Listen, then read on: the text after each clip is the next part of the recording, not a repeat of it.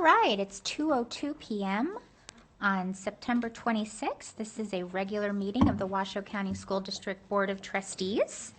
And now I will ask Clerk Rodriguez to do the roll call. Thank you, Madam President. Trustee Mayberry. Here. Vice President Nicolette. Good afternoon. I'm here. President Smith. Here. Trustee Westlake. Here. Trustee Woodley.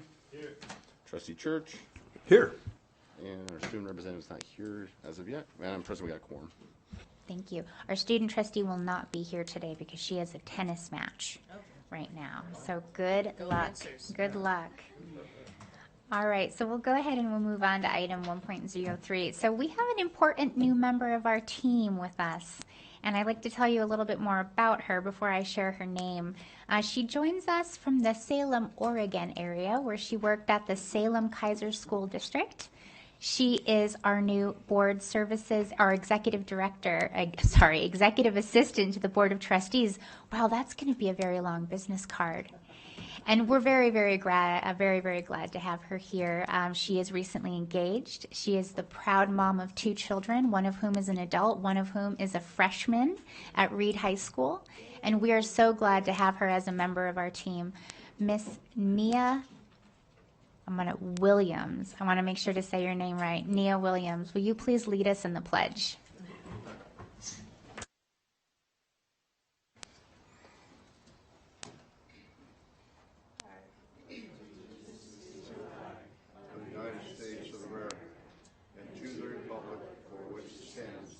One nation under God, indivisible, with liberty and justice for all.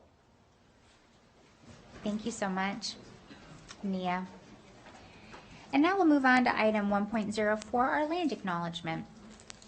Every community owes its existence and vitality to generations from around the world who contributed their hopes, dreams, and energy to making the history that led to this moment. Some were brought here against their will. Some were drawn to leave their distant homes in the hope of a better life, and some have lived on this land for more generations than can be counted. Truth and acknowledgement are critical to building mutual respect and connection across all barriers of heritage and difference. We begin this effort to acknowledge what has been buried by honoring the truth. We acknowledge that some of our educational structures are situated in the traditional homelands of the Washoe, Numu, Northern Paiute, Niwi, Western Shoshone, Nuwu, Southern Paiute peoples. We pay respect to their elders past and present. These lands continue to be a gathering place for Indigenous people, and we recognize their deep connections to these places. We extend our appreciation for the opportunity to live and learn in their territory. Thank you.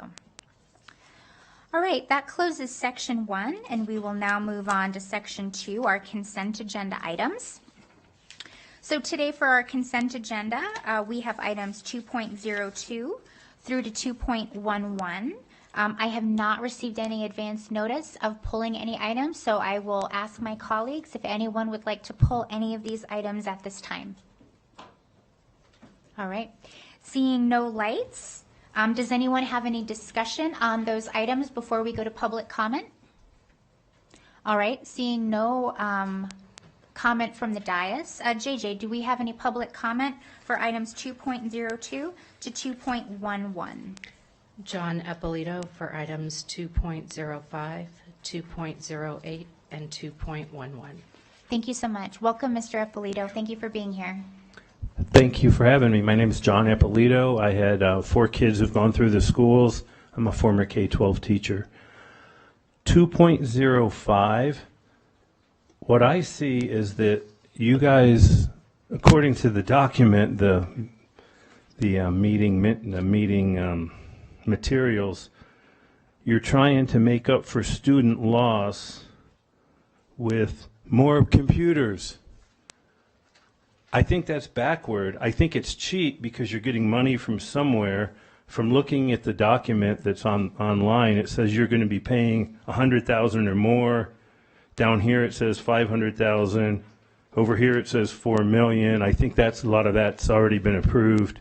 But the point is, we're not going to get these kids caught up putting them in front of screens. And experienced teachers know that. It's unfortunate that many of you on this board don't. I think the superintendent does. 2.08, another $723,000 to Microsoft. For what? Putting the kids in front of the screens more. You guys are missing it. I know it's probably too late because you guys don't speak up at the right times. We've been asking for a long time how much money you guys spend on software. We didn't get the standard BS answer from the attorney. We asked not to get that because there isn't a record, but it wouldn't be that hard to figure it out. Chris is here. We know $6.5 million for one software vendor. And just what I've looked at gets us over $10 million just for software, to put kids in front of screens, to get them further behind, and then when the test scores comes out, Jeff brings up that our test scores went down, and all of you sit there like, you don't know what's going on. It really is a shame. Item 2.11, I'm glad my kids are gone, by the way. They just graduated last year. They all did We the People, too, all four of my kids. It was required at my house. In fact, my twin son informed me right before his senior year he wasn't going to be doing We the People. I said, oh yeah? Where are you going to be living this year, Anthony? He did We the People. Anyway, sorry. 2.11, more mental health stuff, another $229,000 for mental health. And I know we need that, and I know a lot of kids need that, a lot of adults need that, but my problem with the mental health is always the same. Who has access to the mental health records? And unfortunately, as soon as something gets an Infinite Campus, it's there forever. And most of these vendors, we've learned, even though Paul messed up at that one meeting a couple years ago, most of these vendors do maintain that database on the kids. We still are waiting to hear how long Communities and Schools maintains it. Paul never did get back to us on that. John Eppolito, Protect Nevada Children. Thank you, Mr. Eppolito. That's all I have. All right. All right, I'll bring it back to my colleagues. I'm looking for a motion to approve items 2.02 to 2.11. Second. All right, so motion by Clerk Rodriguez, seconded by Trustee Woodley. Seeing no discussion on the motion, all those in favor, please say aye. Aye. Aye. All those opposed, nay. All right, motion carries 7-0. Thank you very much. Now we'll move on to Section 3. These are our items for presentation, discussion, information, and/or action. And we'll start with item 3.01. This is a presentation and discussion of excellence targets for each of the 5 goals of the Washoe County School District 2023 to 2026 strategic plan, which are a strong start for every child, student voice and advocacy, safety and belonging, academic growth and achievement, and empowering all learners for their future. This is an item for presentation and discussion. This is something that we have been looking forward to for a while because this is really the goals that are coming out of this plan that we've just created for the community. And to walk us through this presentation, we are very pleased to have our guest from Performance Fact, Mutu Fagbai, our own Superintendent, Dr. Susan Enfield, and our Deputy Superintendent, Dr. Sengdao Yang Keo. Thank you, President Smith. And I'll welcome Dr. Keogh up here in the event that she wants to provide some guidance as we go through. And by the way, excellent pronunciation on Mutu's name. I'm sure that he appreciates that. I do just want to take a minute to frame this. I want to start, as I have in the past, by thanking everyone on staff and the community who was a part of crafting this plan. I also want to acknowledge that this plan marks a very significant departure from what our staff and our community are used to when it comes to a strategic plan. It's very focused, it's very bold, but I would argue no bolder than our children need and deserve. And I will share with you that I presented it yesterday at the Spark City Council meeting, and the overwhelming response was a positive one. Councilmember Bybee said that, like I just said, we've never seen anything like this before, but we're inspired, we're excited, and we look forward to partnering with you on that. So all of our trustees have a copy of the plan and of our handy-dandy fold-out cards. I will say that we are in the process of fleshing out a few more of the professional practices and other strategies that are going to help us deliver on these goals. But what we want to walk you through today are the excellence targets that we have identified for each of our goals and how we will measure progress towards those. But this is, I think, a proud and exciting day for the Washoe County School District. And with that, I will turn it over to sorry, Dr. Keogh and Mutu.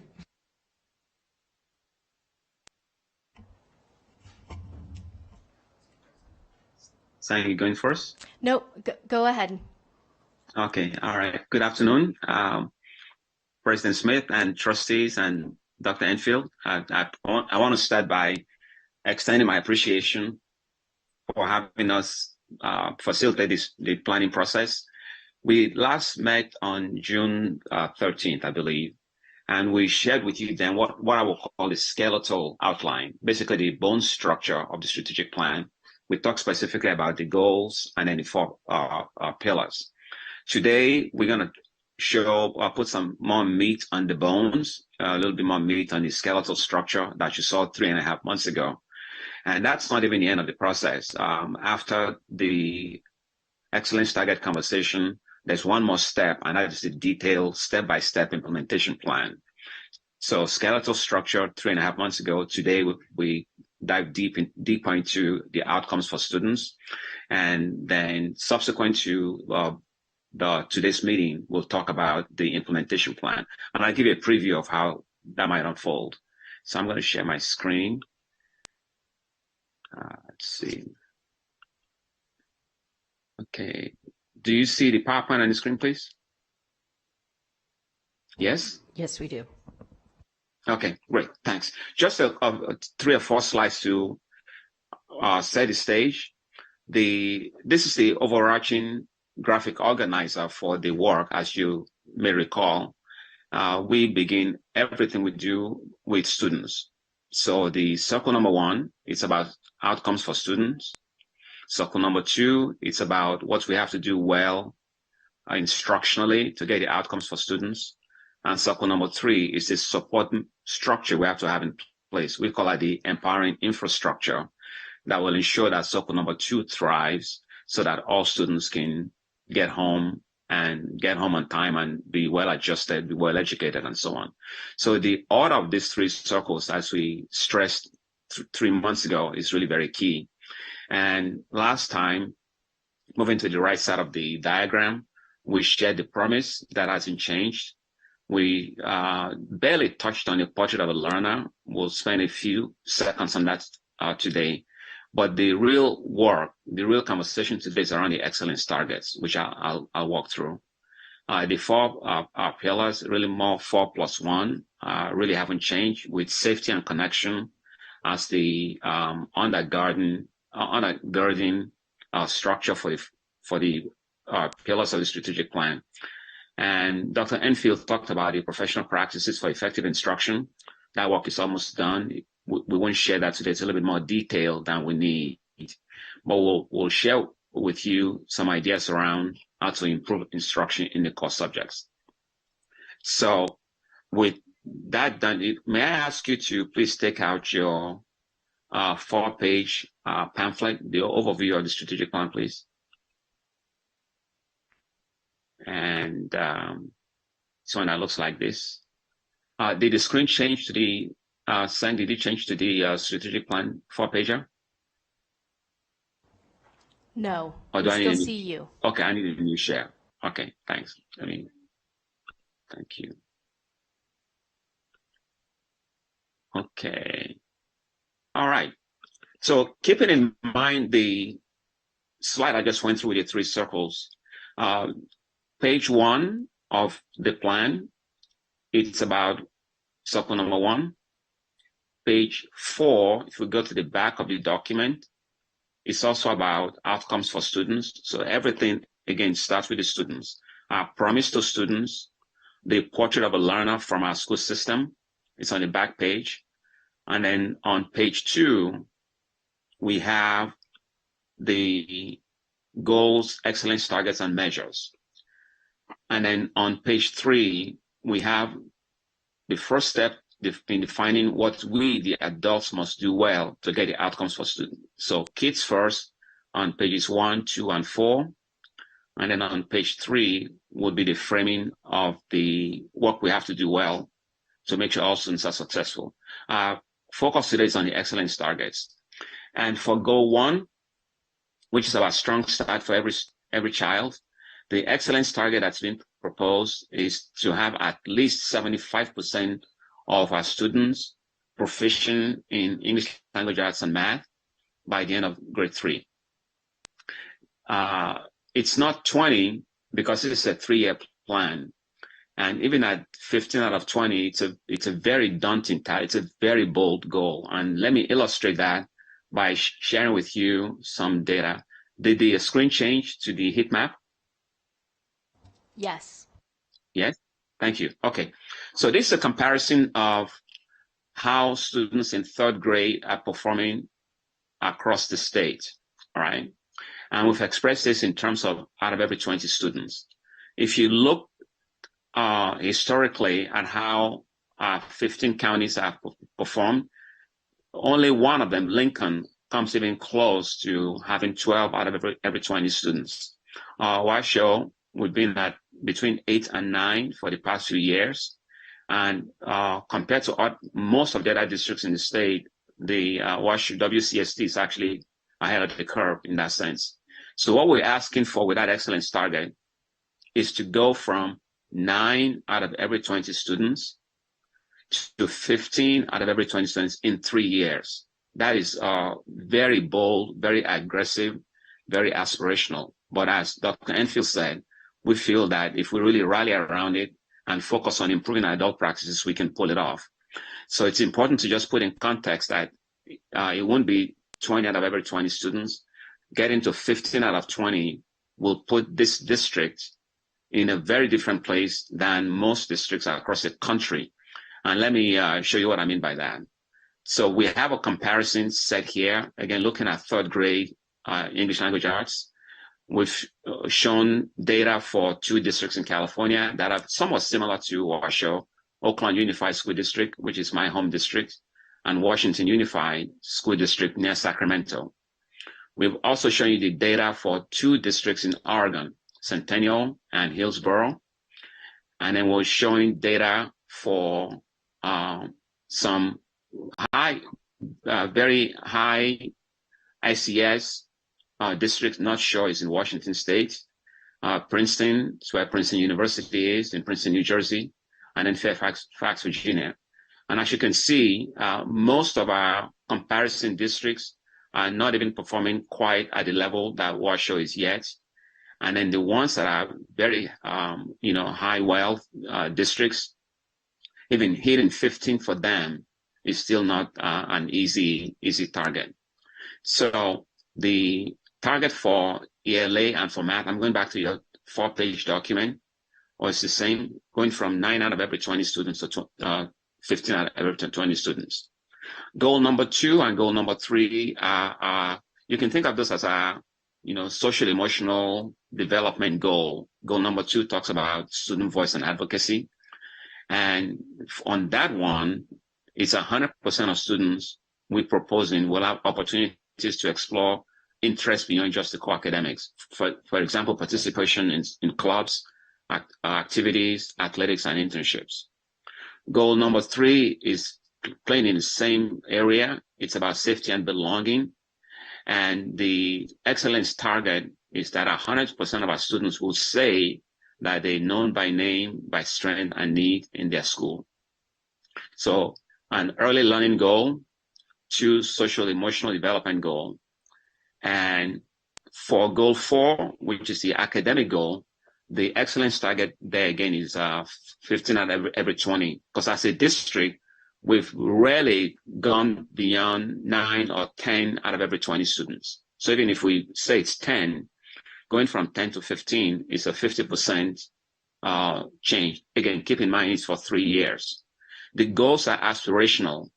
The targets are time stamped. So it's how far we want to get in 3 years from now. Eventually, we want all students to get home, but we know that all of them wouldn't get home at the same time, and not in 3 years. But pulling off from 9 or 10 out of every 20 to 15 out of every 20 will really put the district on the map. And we believe that it's doable.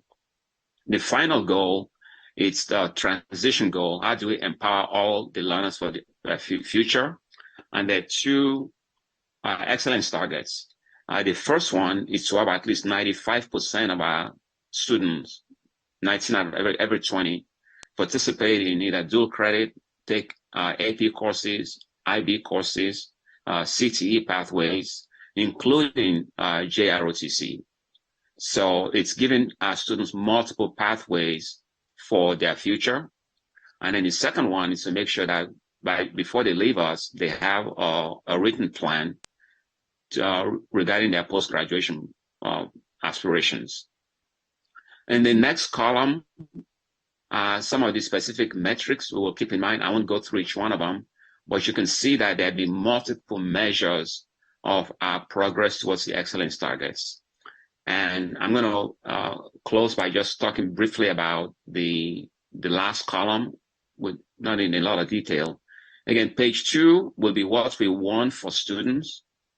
Page 3 begins to frame the things we, the adults, must do well so that we can achieve the results for students. And these are all very explicit we will statements, and if they align to the four pillars that we shared with you last time. So I'm going to pause there in case you have any questions. And then if time permits, I'd like to just say a few words about an approach to implementing the plan once all the I's are dotted and T's are crossed. Thank you, Mutu. Thank you, President Smith. And thank you, Mutu. Very quickly, I just want to acknowledge that these are very, very bold goals. As I said, I think that's what our children are deserving of. And I've heard from some people saying, well, what if we don't get there in 3 years? We just keep going, right? So here's the thing. I would rather aim high and fall short than aim low and fall shorter. So let's aim for that 75. And if we get to 68, 69, yay. And then we regroup and figure out what we're going to do more of and differently, and we keep going. So remember, this is just the first 3 years of an ongoing multi-year plan. And I just needed our staff to hear that. I don't want anybody freaking out that if we don't meet that target, anybody's in trouble or anything like that. That's not it. This is about continuous improvement. And I just wanted everybody to be very, very clear on that. And now I'll be quiet so trustees. Vice President Nicolette. Thank you, President Smith. Hello, Mutu. It's nice to have you here, even though virtually. I hope all is well. Can you tell me the variables that you used to do the comparison with Washoe County School District and those other districts? How did you choose those districts? Thank you. Correct. Thank you. Let me go back to what we did was to, let's see, it's the data one. Data, okay. Do you see the data heat map? No. No, you don't. Actually, I'll stop sharing. Give me 1 second, please. Share screen. Okay, how about now? Yes. Okay, great. Thank you. So for the, we thought we'll do the in-state comparison by just looking at all the counties in the state. So that part was straightforward. Then for the other districts, what we were looking for would be similar districts and also some dissimilar ones, just to show that even the higher performing, generally much more affluent districts, just to see how they're doing. And as you can see, maybe not too well. Is this good enough in terms of the image size? Yes. Okay.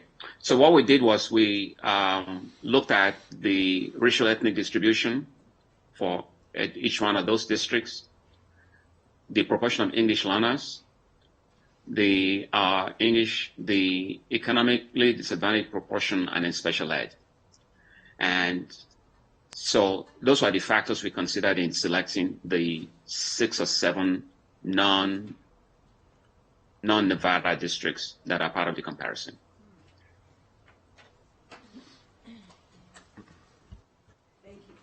Thank you.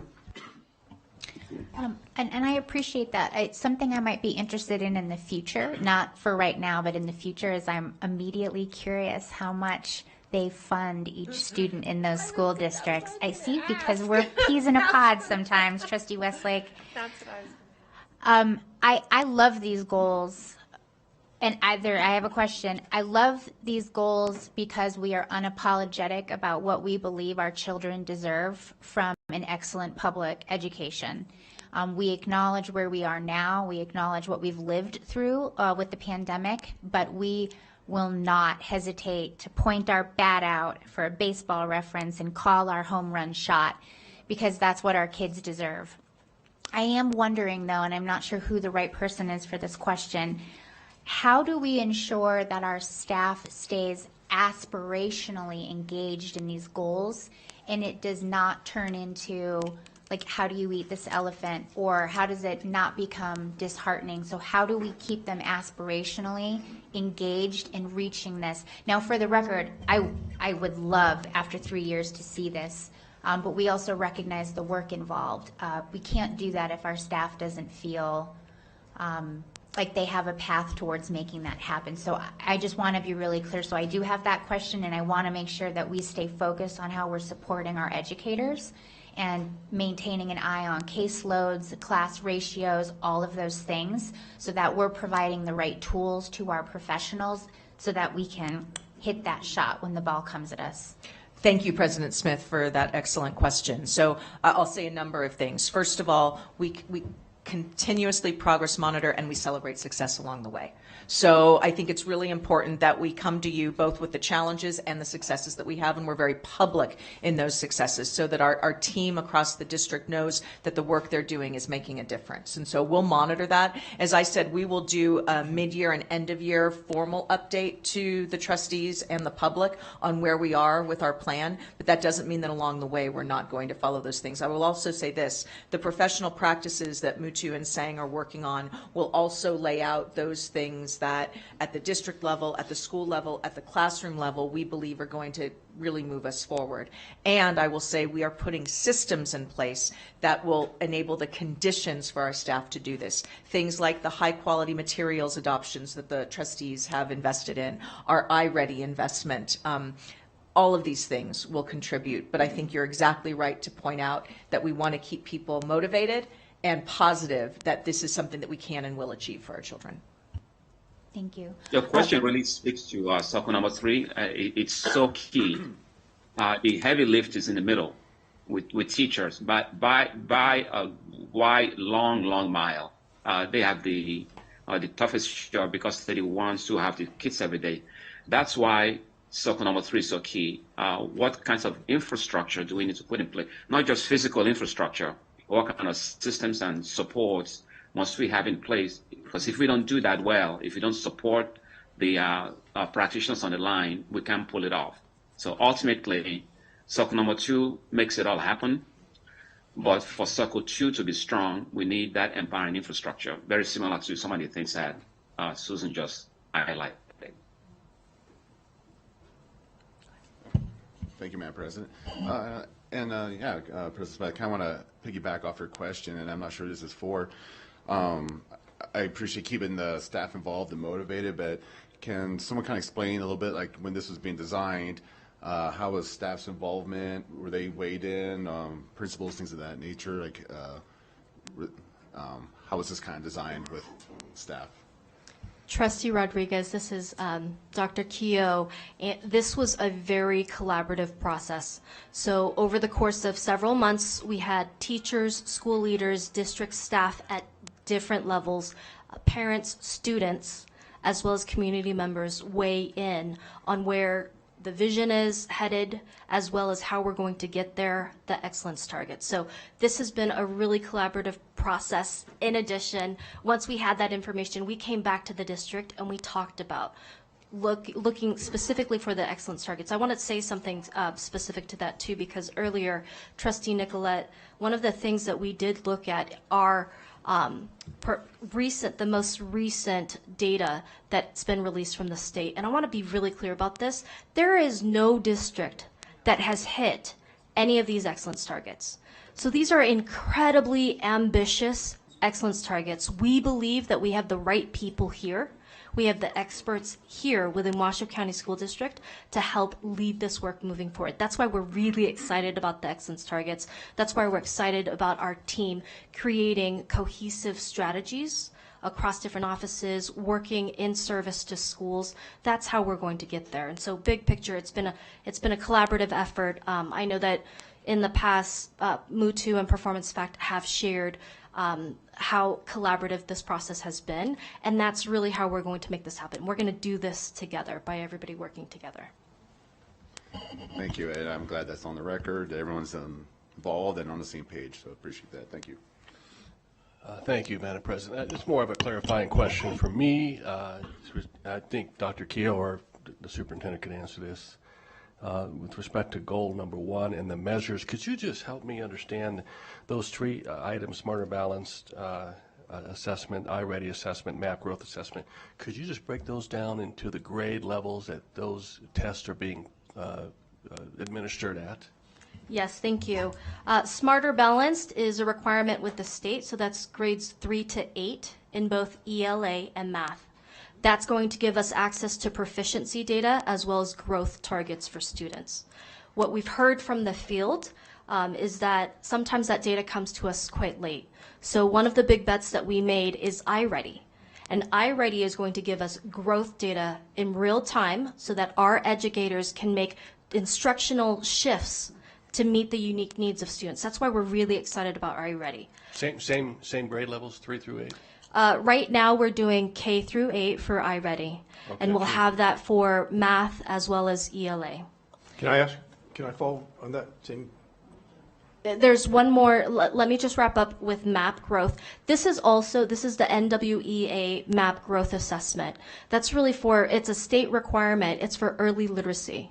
Okay, so specifically K through 3rd grade for literacy. So we do not have access. We are no longer doing that for math. And the reason why, if you recall, this past year we've been talking about making sure that we don't overtest, that we redirect instructional time so that teachers can really meet the needs of students. So the measures really are a purposeful attempt to triangulate data in real time, as well as meet state requirements. And this is us being really strategic and thoughtful so that teachers have exactly what they need to meet the needs of our students.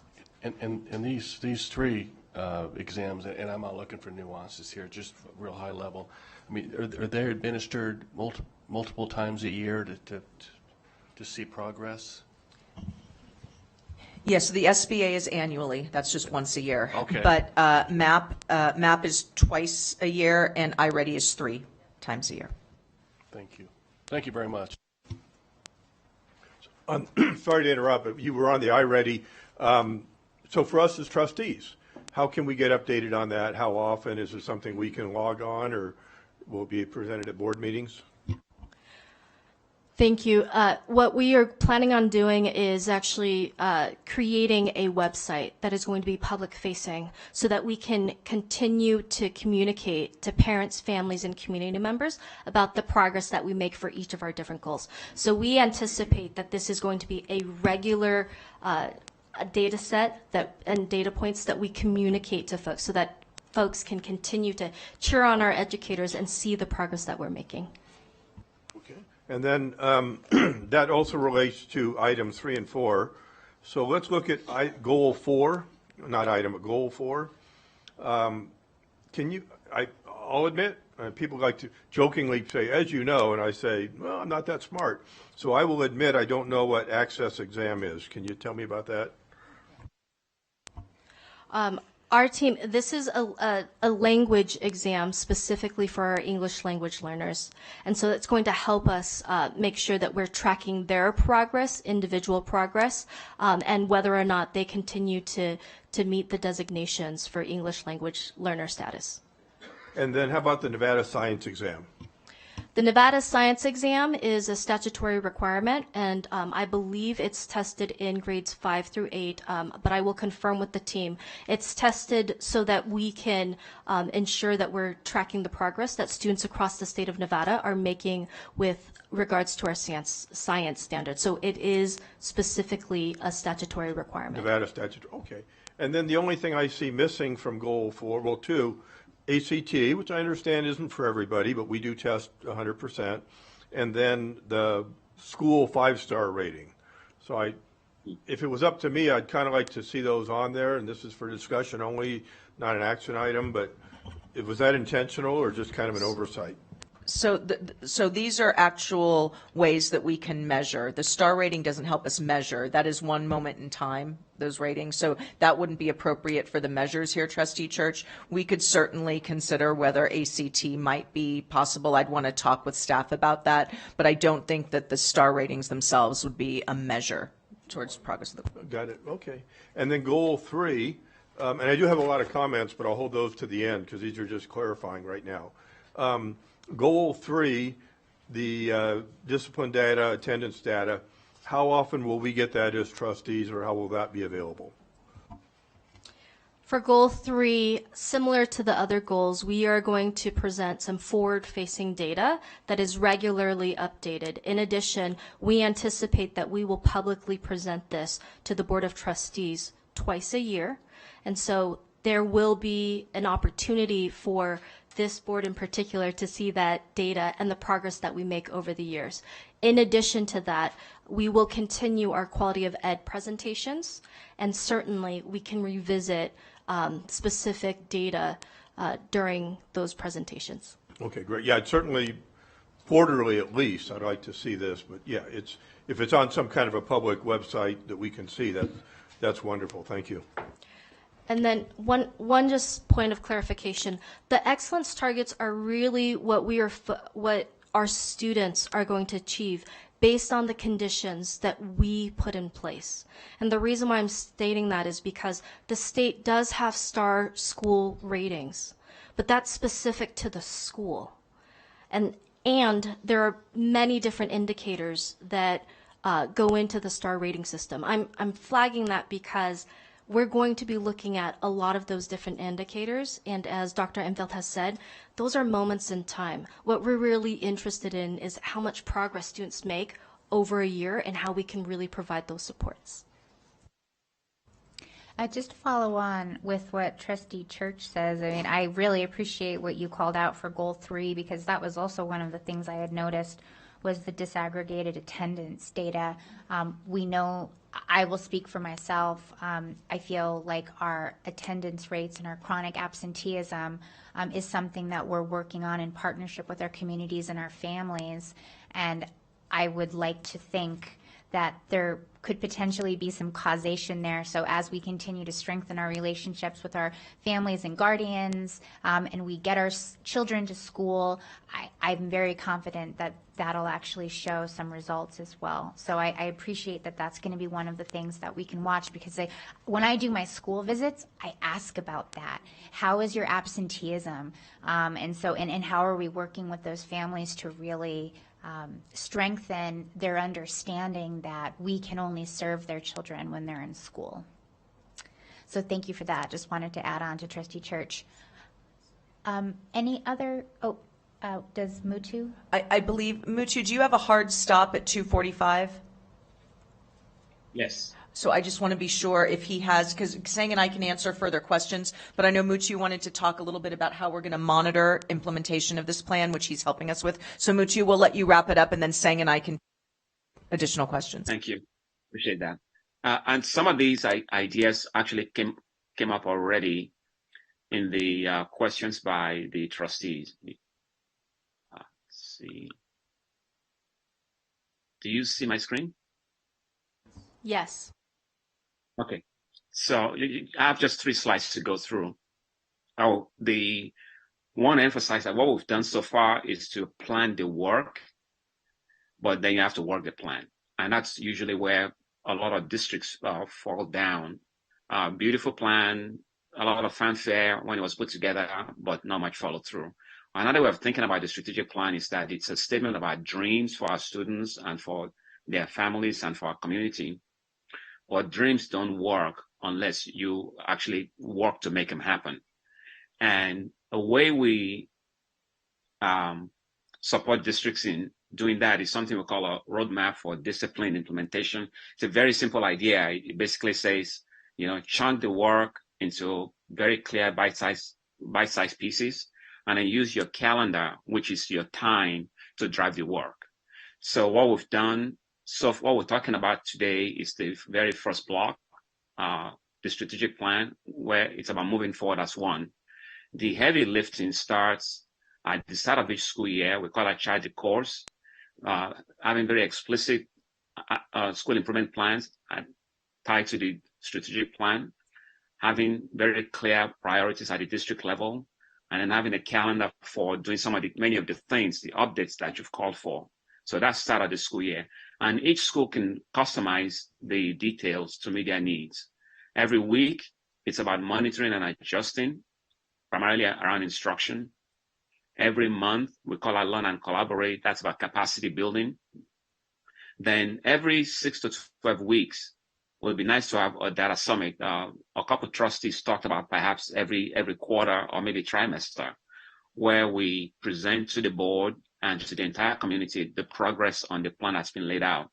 So 2 chances during the school year, as Sen talked about early on, and then the mid-year and end-of-year review. And at each one of these time intervals, again, this is just an attempt to chunk the work into manageable pieces and to keep us focused. At every point in the process, we look at data. And that really aligns with many of the questions you've asked today already. So there'll be what we call a vital signs scorecard, or many people call it a dashboard. So you can imagine a dashboard that tracks those measures, the third column on page 2. And then we'll not only track the outcomes for students, but we'll also track, at least at a cabinet level, how we're doing on the specific actions that we're taking. So we're tracking the actions in what we call a CPR card, and we're also tracking the outcomes for students. But what makes this work is really fidelity to, tracking our progress and doing what must be done every week, every month, every 6 to 12 weeks, mid-year, end of year. So it's this framework that will be the next step in the planning process. June 13th was the skeletal structure. Today is putting some meat on the bones.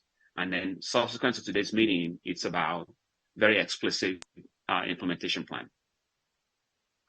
Thank you. Thank you very much, Mr. Fagbai. Trustees, do we have any questions for Mr. Fagbai before he has to go?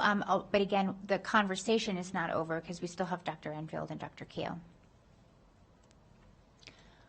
All right, Mutu, thank you so much for that. We really appreciate that, and this is very exciting. So thank you for being with us.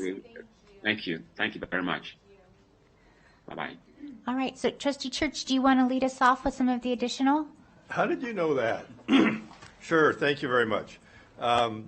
First of all, everything I'm covering is public data. I'm a little disappointed this is not an action item because, there's room for action on this kind of thing. The recent stats are just out, September 15th, for the state and for the school district. I will point out, too, as I put this on the record, and I do have some stuff I'm just going to hand to the secretary, that for whatever reason, some of the school district stats are slightly different than the state stats. And I assume that's not that one's wrong, but that somebody interprets it a little bit differently. So that said, for the sake of time, I'm going to go through just the school district. Our graduation rates actually went up 82% to 84%, but at the same time, our math ELA went down to 22% from 26%. Our English language went from 50% proficiency to 45%. And my point is we're seeing a across-the-board decrease in how we're doing. You can't sugarcoat it. No matter which stat you look at, we're not doing well. Our ACT scores went from 17.4 to 17.1. College ready went from 13% to 11%. Now, if my math is right, that means 89% are not college ready. Across the board, again, it's dismal. Our chronic absenteeism per the state, and we just celebrated this, and it went down to about 25%. It just shot back up to 31%. So we went from 34 2 years ago to 25. Now we shot up to 31%. Again, it's very, very disturbing.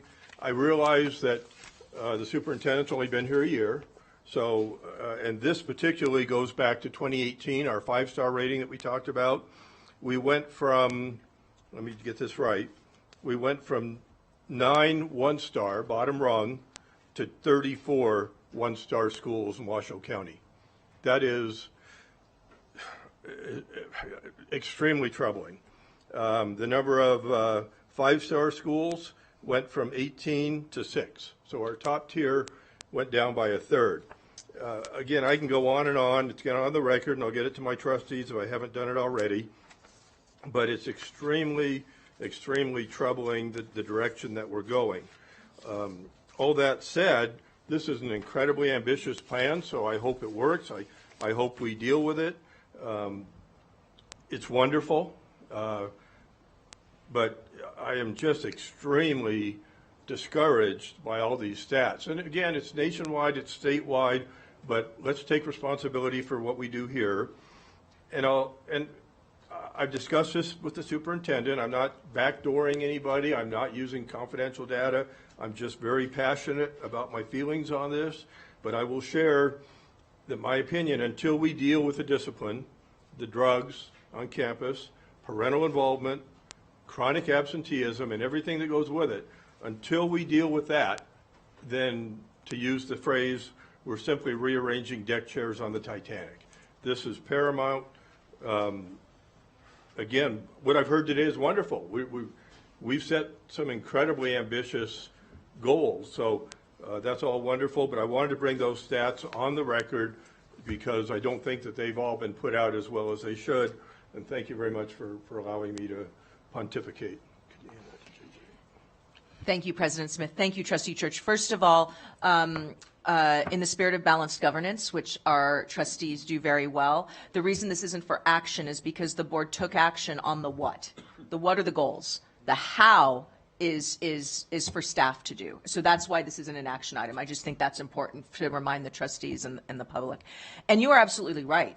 We very much agree that we are not where we want to be in terms of student performance. And I will say that when the star ratings and the test scores came out, we owned that in the statement that we made publicly. And we know that we have work to do.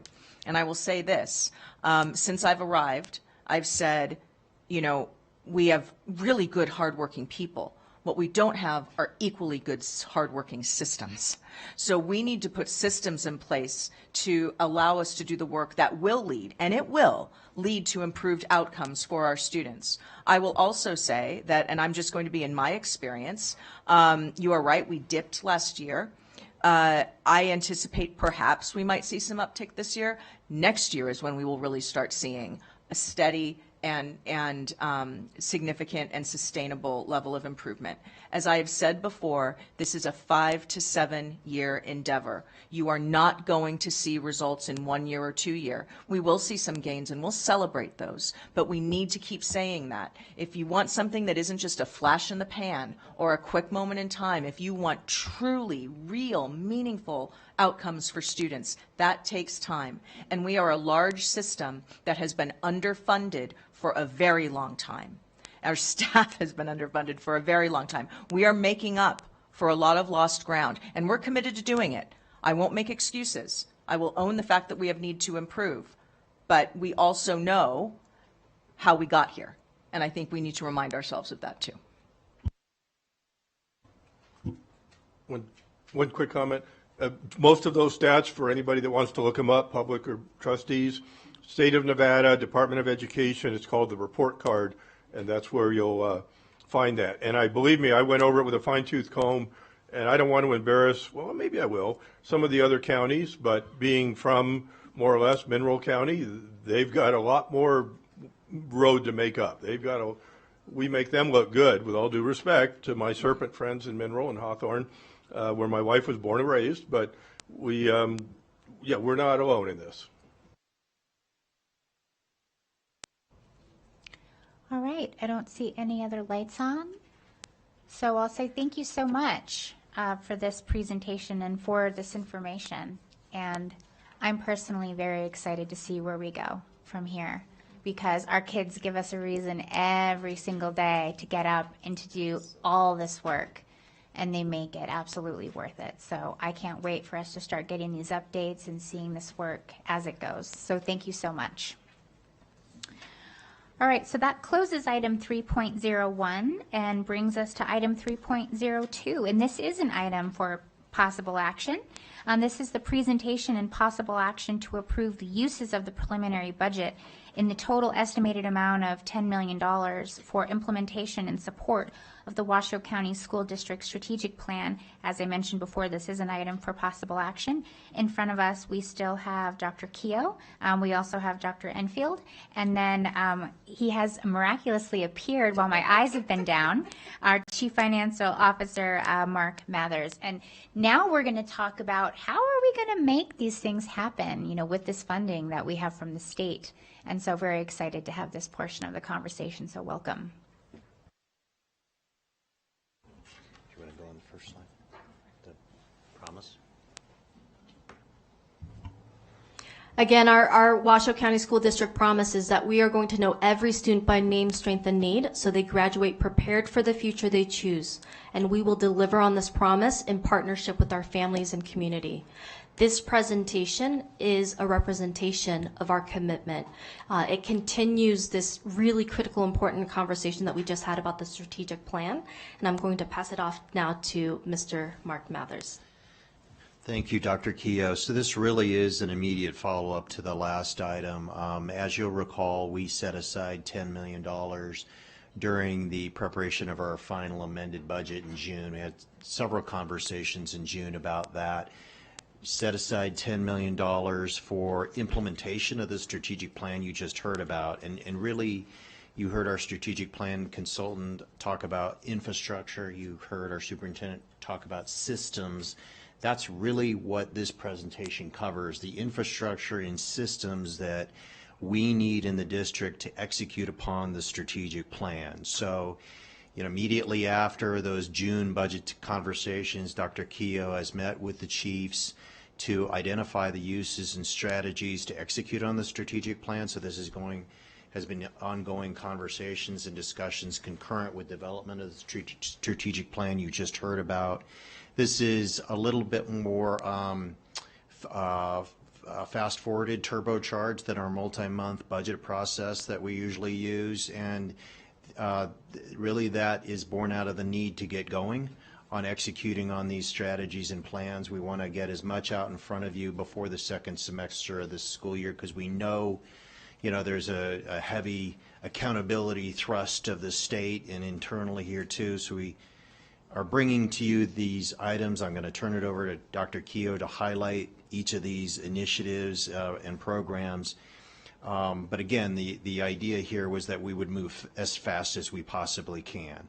That said, these initiatives are being presented to you for your feedback and also ideas as we do in the budget process. So not looking necessarily for a rubber stamp, but if there's approval, we will move forward expeditiously. If you have feedback, we will certainly take that, and then at the end of this presentation, I'll come back and we can talk about next steps. So with that, I'll turn it over to Dr. Keogh to go through the slides.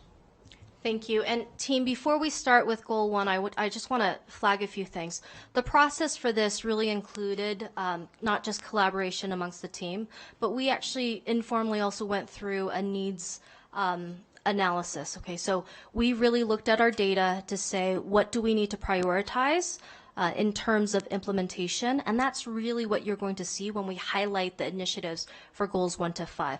So in particular, that means that I'm not going to say this for everyone, but these are evidence-based initiatives, which means that we are using research, data, and evidence to prioritize strategies and activities to meet the unique needs of Washoe County School District.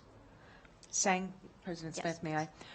I just want to note one thing. This is preliminary for a reason. We are very early in the process, and we want to make sure that we have latitude to make adjustments, which of course we will bring back to the trustees, but I will give you an example. So launching Kindergarten Jumpstart, that dollar amount is an estimate. It may very well come in above that as we start looking at transportation and other things, but we sort of did our best to put some placeholders in there, and we will continue to refine this, but I just wanted the trustees to be aware of that fact. Thank you, Dr. Enfield. So as she said, these are estimated budgets.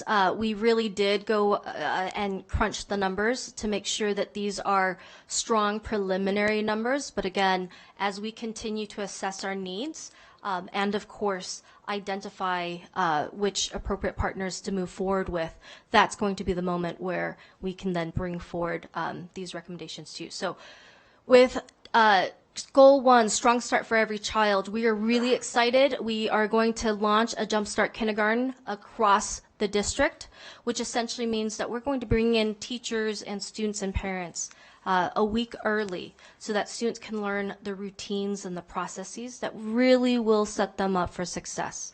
This is a practice amongst high-performing districts across the nation, and it's really a way to welcome our students into the district and signal explicitly to parents and families that we are deeply committed to this work and setting their students up for success.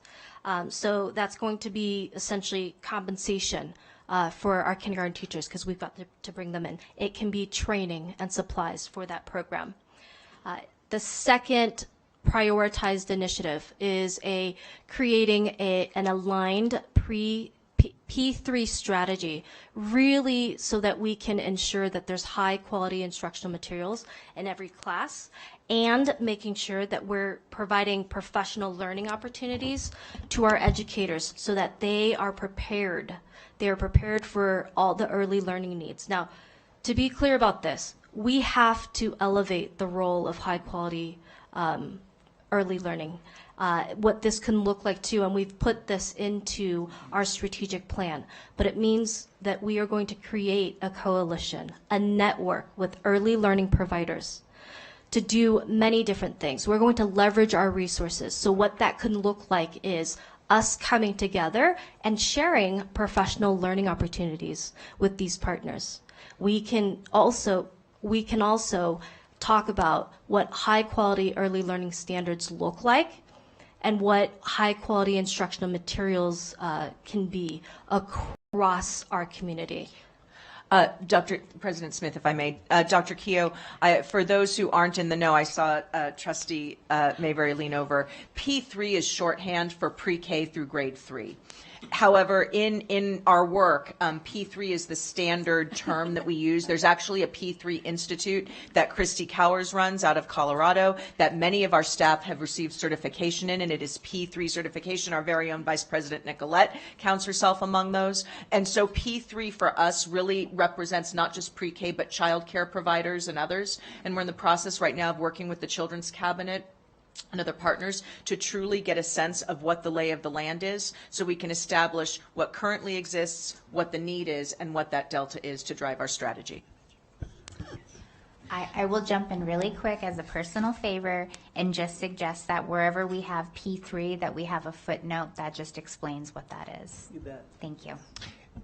And I also wanted to jump in. So again, this is our initial preliminary budget for allocation of the $10 million in general fund resources, and so these are mainly ongoing costs. These will go into our budget, but I think it's also important as I read this to note we have significant additional weighted funding dollars, and so what we're not showing you here are the weighted funding resources that we could also apply to a program like this, and that would absolutely be appropriate, legitimate, that we would use to buttress the a little under $1 million you see here. So these don't represent the full cost of these programs necessarily. Right. We're just showing you the general fund cost.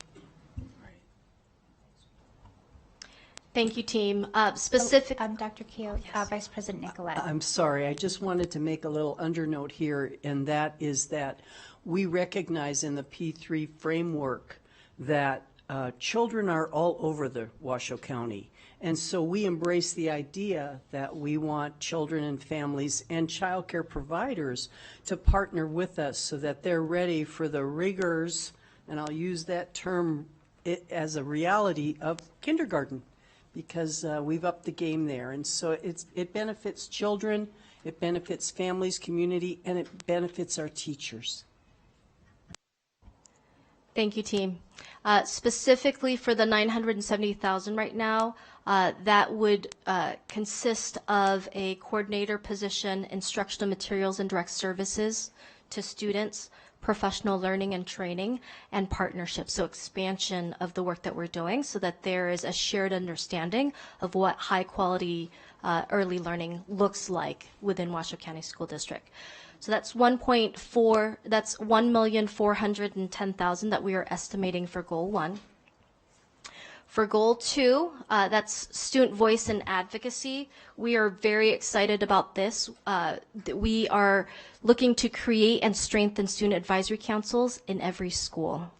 And student advisory councils provide an opportunity for school leaders to receive feedback from our most important constituent, students. We're really excited because we believe that students have have a vested interest in helping to inform the overall experience within schools, and that we're opening up two-way communication so that we are prioritizing their voices within helping us to make sure that schools are excellent for all students. So we're very excited about that. In terms of providing supports and services that foster safe learning environments and collaboration, this really is an opportunity for us to provide professional learning, curriculum, and supports to educators, really to close opportunity gaps and improve college and career readiness. The focus will be middle and high school students, and then of course we are going to target our traditionally underserved student groups. Okay, so this really is an opportunity for us to get students involved again, and ensure that they have a voice, a strong voice, so that they have a bright future moving forward. Our other big bet right now is, and we're really excited about this, is expanding extracurricular activities and co-curricular activities. Before school, during school, after school, to include also internship opportunities. Now, this one I'm really excited about because research does say that if students participate in extracurricular and co-curricular activities, that they feel a stronger sense of engagement in school, and stronger attachment, develop strong relationships, trusting relationships with adults within their schools, which then decreases the likelihood of school failure and dropping out. That is why this is such an important big bet. Okay, so we care about whole child development. Of course, they need to know how to read and write, but we really want them to be great citizens within their school communities, and then of course within Washoe County School District. So the goal, the preliminary budget for Goal 2 right now is set at $1,415,000. For Goal 3, safety and belonging, a really important investment that we're making right now is providing direct services and supports to students.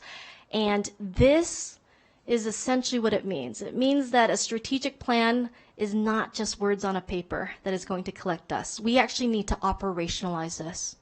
And so we are looking at programming to help us operationalize this so that students can do 3 things.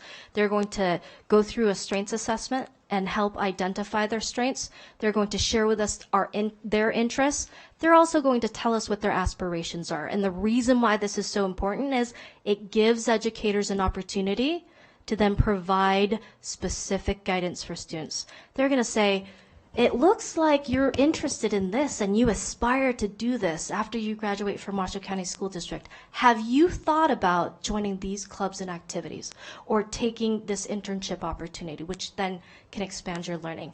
So we're really excited about that potential investment. You said so that our educators and teams in our schools have that, but so their families have that information Yes. too. Because remember, we're only going to deliver on that promise in partnership with families and community. And so we also want to strengthen that partnership. So as I said at the Youth Mental Health Summit, we're creating Team Kid for every student across the district. Yes, and I'm excited about this too because some of the ways in which we're looking at operationalizing this would be prioritizing 5th graders through high school students, creating a student success plan, and then also allowing students to create a portfolio that then demonstrates the skills and competencies that we've identified in the portrait of a learner. Okay, that's exciting because as a student can say, here's the evidence and the artifacts that I'm collecting And I'm going to show you the progress that I'm making in this specific skill and competency over multiple years. It's very, very exciting.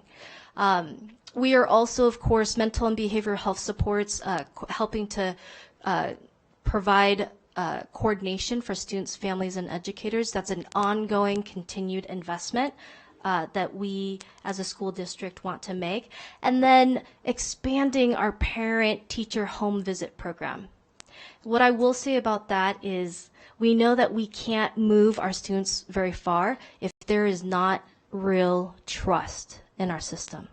So we have made an investment to expand parent and teacher home visits. And that would not just include specific targeted student groups. No, we are saying that we're going to do this for a very diverse range of students. And that's because all parents and families and our students need to hear that we want to learn about their family and home life and that we want to learn more about them. And it's also an opportunity for parents to really be engaged with our educators. So we're excited about that initiative. We also heard a little bit earlier that it's really important for us to address chronic absenteeism. So we're going to create a comprehensive strategy to address chronic absenteeism. What that right now looks like is creating mentoring supports, peer and adult mentoring supports for students who are at risk of being chronically absent. In addition, we're going to go through rapid cycles of evaluation. Essentially what that means is we're going to continue to learn about what the root causes are for chronic absenteeism. Then we're going to actually run initiatives where we can use data to say, did we really make a dent in that data? And you're hearing me use very wonky education language, but the reason why that's important is you need to know that we are not planning on rolling out just initiatives. We really are going to track and monitor the progress that we make and then use that data to help us get better. Because once we know better, we can then, as a system, do much better. So we're excited about that. And then what you'll also see... Can I comment on that? It's probably there, I just don't see it, but much more parental involvement, I think, is needed. I see it expand parental teacher home visits, but more, instead of having them home visit, I want to see the parents in the classroom. I want to see encouraging, this is my opinion, but I want to see encouraging the parents to sit in on the classroom to be sure that the student is there. Thanks. Thank you, Trustee Cho. So I'm going to point the trustees to one of our prioritized actions. This is page 3 in the strategic plan, which we just heard about. One of the things that we are going to do is increase opportunities for parents and community members to be involved within their schools, okay, in very meaningful ways. So yes, it's not included in this specific thing, but as Mr. Mark Mathers has shared earlier, not all of our comprehensive initiatives are included in this limited preliminary budget for $10 million. If I can also jump in, just so everyone knows too, I mean, I'm a parent with kids in the district, and all parents or guardians have access to Infinite Campus, and that is updated by class and also in the morning and the afternoon if your child's in kindergarten. So for any parent who wants to know where their child is, I assure you that Infinite Campus alerts you by the class or by, again, morning or afternoon for elementary age students, so that parents have a real-time update on whether or not their children are in school. Thank you. Thank you. Thank you. I just wanted to share this. I was very pleased to hear. I started my school visits, and a lot of the principals have told me that they have gotten a lot more volunteers this school year, that they definitely see an uptick in parent, grandparent involvement. So that was really, I really, really appreciated that, because I think that, as I think all of the trustees, it's very important for our parents to be actively involved. Thank you. Thank you for that feedback. The last item for goal 3 that I wanted to highlight and bring to your attention is that we are seeking to provide additional translation services for our parents and families and guardians to make sure that critical information is accessible to our parents. In addition, looking at additional supports and training for our parents so that they can be engaged in meaningful ways. So we're very excited about that. The total estimated preliminary budget for Goal 3 is $2,340,000. Goal 4, academic growth and achievement. I just want to reiterate what Mr. Mark Mathers has said earlier, which is we have other funding streams right now, specifically weighted funding, where we're going to invest heavily in academic growth and achievement. So some might say, oh, this looks like $1,570,000 only, but this is not comprehensive. It does not include the other significant investments that we will make in academic growth and achievement. For Goal 4, we are proposing some money to increase the supports to school leadership teams, and in particular that would be around school and continuous improvement. So really expanding our capacity to provide those targeted supports, again, to look at data, to look at evidence-based activities and strategies specific to schools, which also means that school performance plans in particular need to be aligned with the district strategy plan. Okay, so that school principals and our teachers have already a full-time job. It's really hard for them to do this all by themselves. So this is us saying explicitly that the district is going to provide additional targeted supports for school improvement. In addition, you've heard me use the words evidence-based. We have really, I think, one of the strongest research and evaluation teams in the entire state. And building upon their capacity is going to be critical for us to do this work. As we roll out initiatives, we are going to look at our data pre-initiative rollout. We're also going to look as we roll out the initiatives, and then we will examine, is this working? For whom is it working? Under what conditions is it working? That means a real investment in research and evaluation and making sure that we can bring forward data to you all as well as to parents and families and communities around what works to improve school and student outcomes. I will say for those who are particularly interested in it, essentially what it means is we know that we are stewards of public education funds.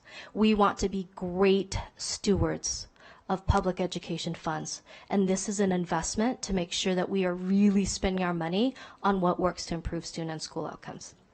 Okay. The last thing is we do actually also need to enhance our reporting structure. So you've heard Dr. Enfield talk about making sure that we put good systems in place. So we actually need to invest in some systems that help to ensure that our educators have all the supports that they need. So that also is going into Goal 4 for a total of an estimated preliminary budget of $1,570,000. We have two more items. Goal 5, empowering all learners for their future. And this one is really exciting too. We are in the process of examining alternative options for our students to make sure that we're meeting all of their different needs and creating a really rich, strong menu of options for students. In addition, because we want to make sure that we help prepare students for a very bright future of their choice, we are providing expanding our capacity for counseling and really providing personalized guidance so that students have an opportunity to create, again, get the guidance that they need to meet their greatest aspirations. We're excited about this. We're exploring options and programming so that we can, because as you know, school counselors in particular, their job is really hard. And so building that capacity so that every student is seen and heard, and we are absolutely prioritizing that here. The last I will say is one of our big bets is expanding our offerings so that more students and diverse student groups can successfully engage in advanced courses such as advanced placement, IB, and then, of course, CTE courses, dual credit courses, and internships. We are excited about this. Here's what it might look like. creating free online courses anytime, anywhere for students, so that regardless of what high school they go to, if there is not a statistics AP teacher there, and we've got a student who's excited about that, that we meaningfully connect them to these real opportunities. So goal 5, we have estimated at $1,575,000. The last slide that I'm going to share with you is really district-wide supports. And these are system-level investments that we absolutely need to make sure that this all happens. The first is a system for talent and fiscal, we call it enterprise resource planning. It's essentially an opportunity for our team to have a system that helps us with HR functions, internal HR functions, as well as business management functions. Yeah, if trustees have, I'm sorry, President Smith, if trustees have heard people lament the challenges with Business Plus, if you mention Business Plus to anyone in the organization who interfaces with it, you'll get a unanimously similar response. So we are looking to, and we are in the process right now of doing the work to bring on board a new ERP system that would not only replace Business Plus, but also meet our HR needs as well, because we're doing things manually right now that should be automated. So I just want folks to know that that's exactly what that's talking about. Thank you, Dr. Enfield. And then we also want to redesign and relaunch a district website. It is, sorry, was not expecting that. It is so important for us to make sure that it is user-friendly for our families, parents, and guardians. Okay, and so that's why we're making this request. Again, we're very excited about that particular initiative. And then finally, we want to make sure that we're providing supports to district staff and school leaders for successful implementation of the plan. So that means continued ongoing supports to ensure that there is coherence, that we are progress monitoring our goals, and that we're reporting in a timely fashion and a transparent fashion to our parents, families, and community members. So this totals $1,616,000 for our district-wide supports, and for a total preliminary budget of $9,926,000. Before I pass it off to my colleague, my wonderful colleague, Mr. Mark Mathers, I want to just remind you all that $10 million is a significant investment. We are so thankful and appreciative of this investment in helping us to successfully implement upon the strategic plan. And these do not represent all of the wonderful initiatives that our incredible staff members are pushing out within schools and across the district.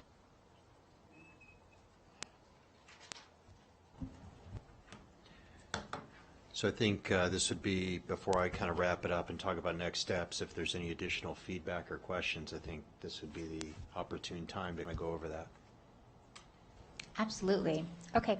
I have some clarifying points if we could go back. So I'll start with goal 1. Is the intention that the Jumpstart Kindergarten would begin in this 2024 school year? Yes. Okay, I think that's great. A recommendation would be, and again, so actually I'm going to take a step back before I just jump in, because sometimes I blur my lines between being a trustee with my colleagues versus my role as managing the meeting. So just so everyone understands, these are broad stroke goals. These are not fully set. By potentially approving this tasks the team to go in and really start figuring out how much these things cost. What is it that they really need to do? We will get, again, as a body, a much more specific plan. Okay, and at that time, we could maybe be a little bit more prescriptive in terms of small changes. These are broad strokes that allow them to go and to start building this out based on our high-level feedback, if you will. But we're going to see this again. Okay, so just so that my colleagues understand that. And that's why we're really providing, like I said, broad strokes feedback. They'll do that work, and then we will get a more specific plan brought back to us. So just wanted to make sure everybody was clear on that. On that note, the reason why I caught myself on that was because this is not part of a motion, but just as we talk out loud with the clarification, I know many families in kindergarten plan to have their assessment later in that first week of school as a way of extending their summer. And so I would want, my suggestion as we talk openly about ideas is that this be ready to be, whether you have to come back to us for final approval or not on this, so that right as kindergarten registration is happening, that there are no confusions whatsoever that this program is going to be offered, so that families can be aware. And I particularly like this idea because I think that this will help with some of the dip in kindergarten registration. We know this year was a little unique because the age range was changed by the state, but it is also true that more families are keeping their smaller children home and not really enrolling them into first grade. And of course, our parents make the decisions that they feel is best, but losing that opportunity to be exposed to high quality kindergarten and bringing them immediately into first grade as their first instructional experience can be a really difficult experience. And so I like this program because I think that will help address some of this too. So that was my question, that the Jumpstart will start in the next school year. Yes, okay. The next one goes over to goal 5, and I wondered could dual language or is dual language learning contemplated somewhere in here? I know that this is not exhaustive, so I don't expect it to be exhaustive, but when we look at expanding offerings, dual language is one of those offerings that I know was very prevalent in our community voices from the strategic plan. But again, I know that your small rows and columns cannot be everything. Yes, President Smith, so I've had a number of conversations with families, community members, staff who have expressed an interest in dual language. I don't think it's any secret. I'm a huge proponent of dual language and expanded it significantly in my former district. We are certainly open to that conversation. That said, we have so many foundational pieces to put in place right now. I can't speak to exactly when we could take that on, but it should certainly be part of the conversation. But in terms of implementing, that's going to take a little bit of time because we have some foundational pieces we have to get put in place. Okay, thank you for that.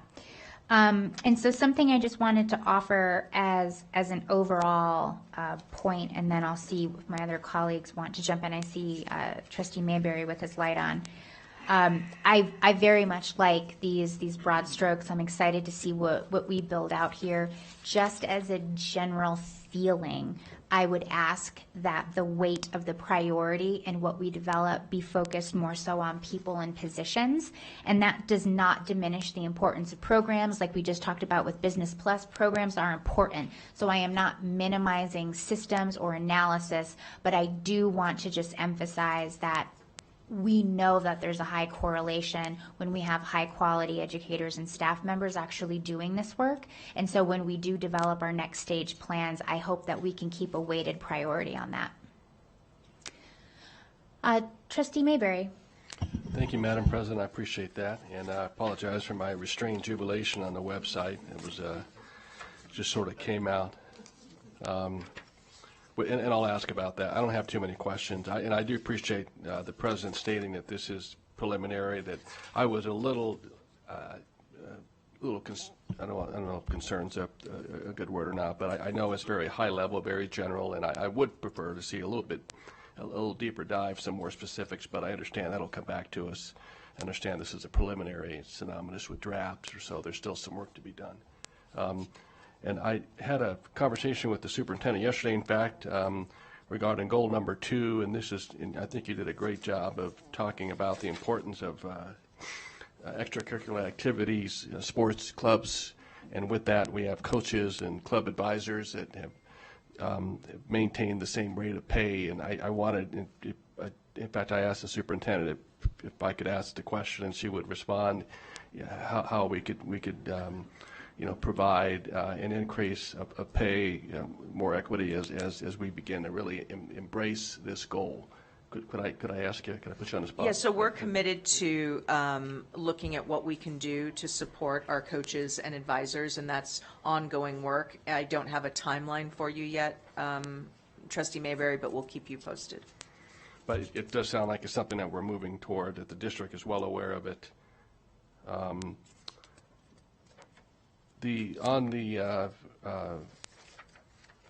safety and belonging, the mental health care coordination for students, families, educators.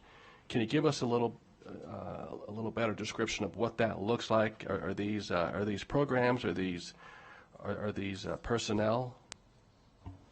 Thank you. Yeah. Right now, this would be a program, and part of that, I didn't say this earlier, but as you know, we are now ending federal relief funds. We're in the final months, really, of leveraging federal relief funds, which essentially means that there are all these activities and wonderful programs that we made available to our students, staff, and parents and families.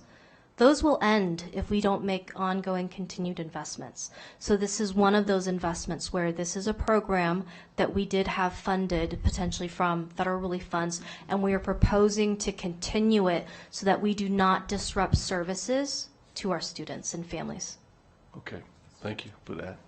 And then, Trustee Mabry, sorry, go ahead, please. but again, because we're bringing this to you preliminarily and we're still working out the details, that does not preclude the fact that it wouldn't, to Trustee Smith's point, still include additional staff.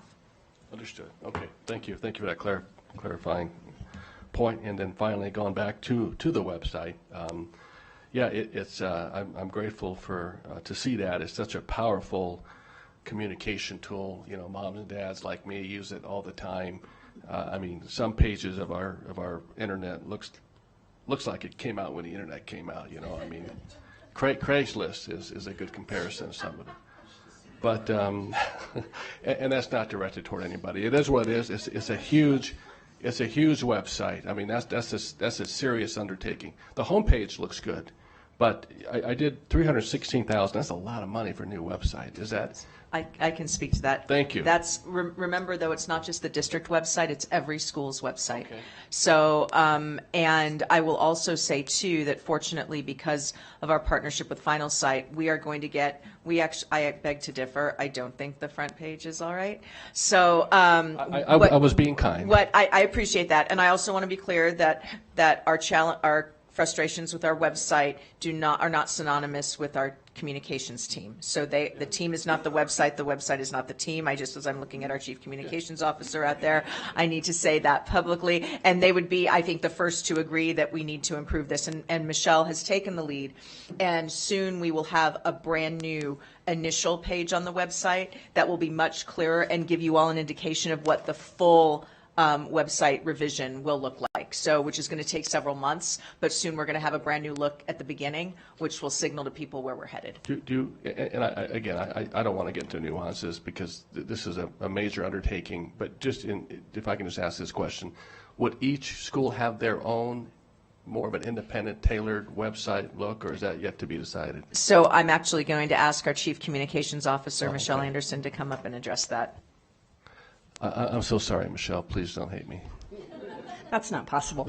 Okay. Michelle Anderson, Chief Communications, Community Engagement Officer. So each school would have the same template so that a family that is in elementary school or middle school or high school, they can get the same information. They know exactly where it's going to be on that website. There will be some small little areas where the schools can put their logo on it, put their mascot on it, have it be a little bit more personalized, but everything will be in the same location. Okay. Okay, thank you. Thank you, Madam President. So actually, I'm glad we're still on goal 3 because that's the one I wanted to discuss. I know we're not getting into specifics or details, but when I look at the second, third, fourth, and fifth delineated items, they're all connected, especially with our immigrant families. I speak to a lot of parents that have the same interest that I do in being included with their child's education, but unfortunately, whether it's the lack of translation services or the lack of knowledge with regards to mental health, or even the effects of chronic absenteeism. Without that knowledge and that input, kids have a hard time. You know, they really don't have a good chance. So I'm really happy to see that expanding the parent-teacher home visit program, that is so important, and I'm really, really happy to see that up here. So I just want to say thank you, Dr. Enfield, because all this is stuff that we need. And no one thinks of it when you think of school district and teaching, and these are all things that really have a significant impact on our kids' ability to learn and go to school successfully. So thank you. All right, seeing no other lights. So this is an item for action, so now would be a good time to hear from our community with public comment. The board received an email from Colby Reardon. Thank you. All right, colleagues, I appreciate the feedback that we've heard from everyone.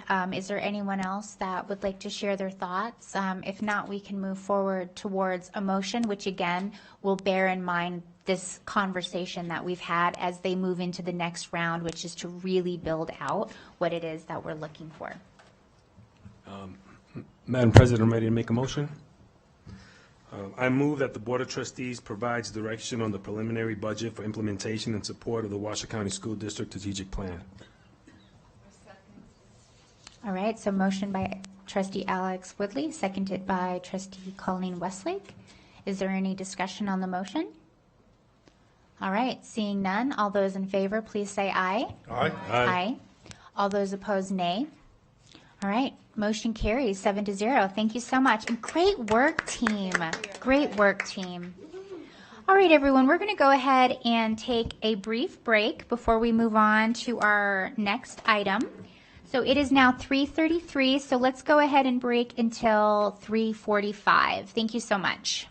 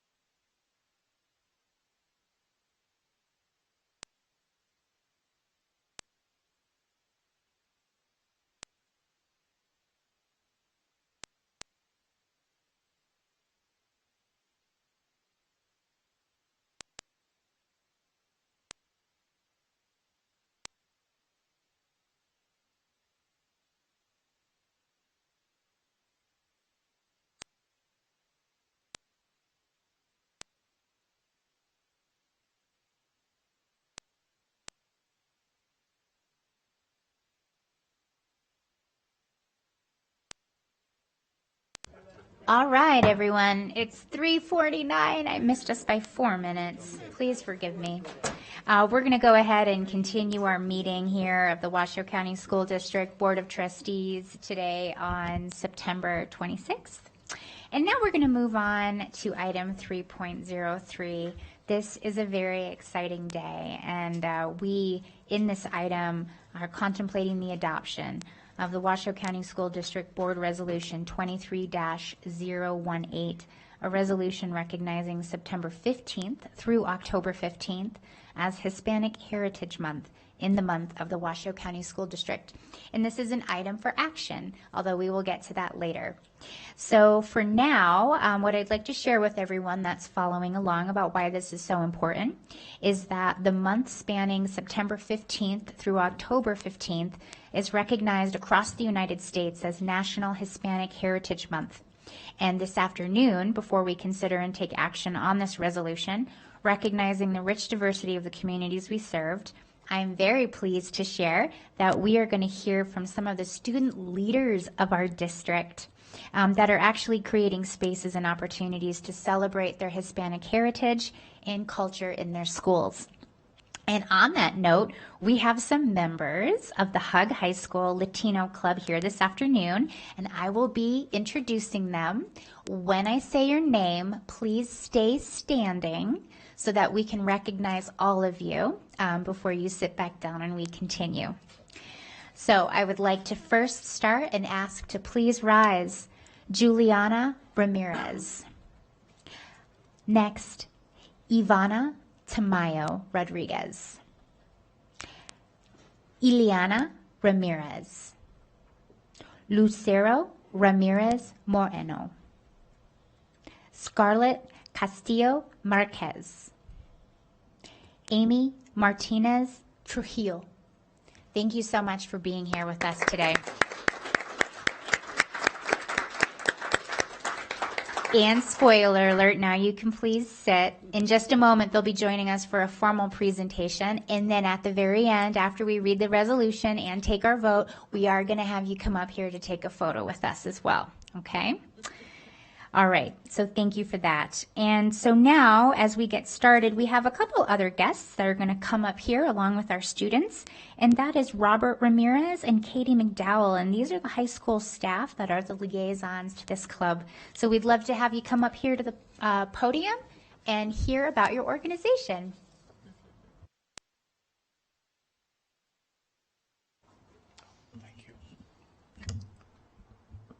Hi, guys. So, Board of Trustees, thank you for having us today. My name is Robert Ramirez. I'm a site coordinator for communities in schools at Hug High School, and I am one of 3 advisors for our Latino club. So, I didn't want to take too much of time. I wanted to make sure that I passed it on to them to go ahead and speak. But I just wanted to say, again, thank you for having us, and I'm going to pass it on to Ivana. She is our creator of the club. Okay, thank you guys. Welcome, Ivana. Thank you for having us. As you know, my name is Ivana Tamayo. I'm currently a senior at Hug High School. I've been to Hug all 4 years throughout the transition from buildings, so I've seen a lot throughout our campus and I've experienced a lot. One of the things I have noticed is there was a bit of a lack of cultural appreciation within our campus, and I felt strongly desired to switch that and transition into something new and vibrant that everyone feels inclusive and welcomed in. Because personally, I have experienced that outcasting feeling within, Hug, like high school classic cliques, right? So I've noticed that a lot of us have much in common with me and my other classmates, but we don't necessarily realize that because there's not a lot of interaction outside of school or between school. And personally, I recognize, speaking to people one-on-one, that we all kind of have the same drive and the same desire to see the same outcome within our school, which is that appreciation, and it's a support and a push to do better and strive better in their classes and outside of school. So I don't want to take up too much time either, so I did bring a couple of my colleagues and club members to speak on their take. And personally, I appreciate them very much because I recognize that similar ambition and passion in how they speak and what they desire to bring to our table. But here I'll welcome my good friend Ileana Ramirez to speak. Welcome, Ileana. Hi, my name is Ileana Ramirez. I'm a junior at Hug High School, and this is my first year in a club. The Latino Club was really important to me because growing up, I would listen about stories about high school, and I was so scared. I didn't know how my experience would be, but a lot of things that I heard, and a common factor, was people not feeling included. People didn't find their clique. People didn't find their group that fit into them. And I know at Hug we do have a wide variety of Hispanic students. It's a lot of minorities, a lot of cultures, a lot of ethnicity.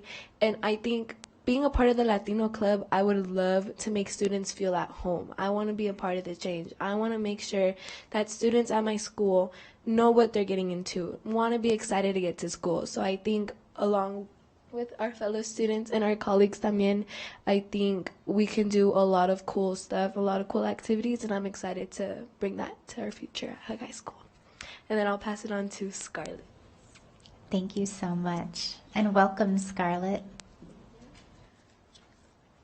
Thank you. My name is Scarlett Castillo. I am a senior at Hug High School, and the Latino Club is important to me because it showcased the Hispanic culture and positivity, with the vast majority making up the Hug High School population, and to be the voice to those who can't speak up for themselves. So having this opportunity will showcase that although they're terrified or scared to speak up, there's always someone there to guide them through it.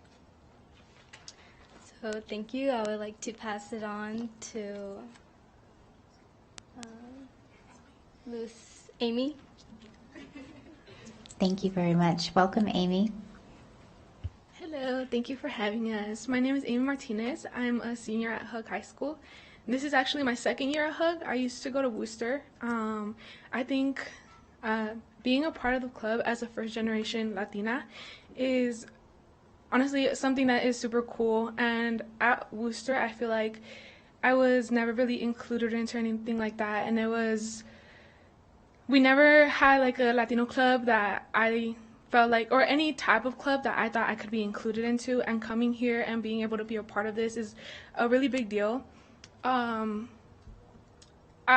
have a store, so as a first generation Latina, being able to connect with other people outside of school that also are small business owners and have experience in small businesses is honestly really cool, and being able to share my ideas with people within school that have same similarities or that share the same stories with us.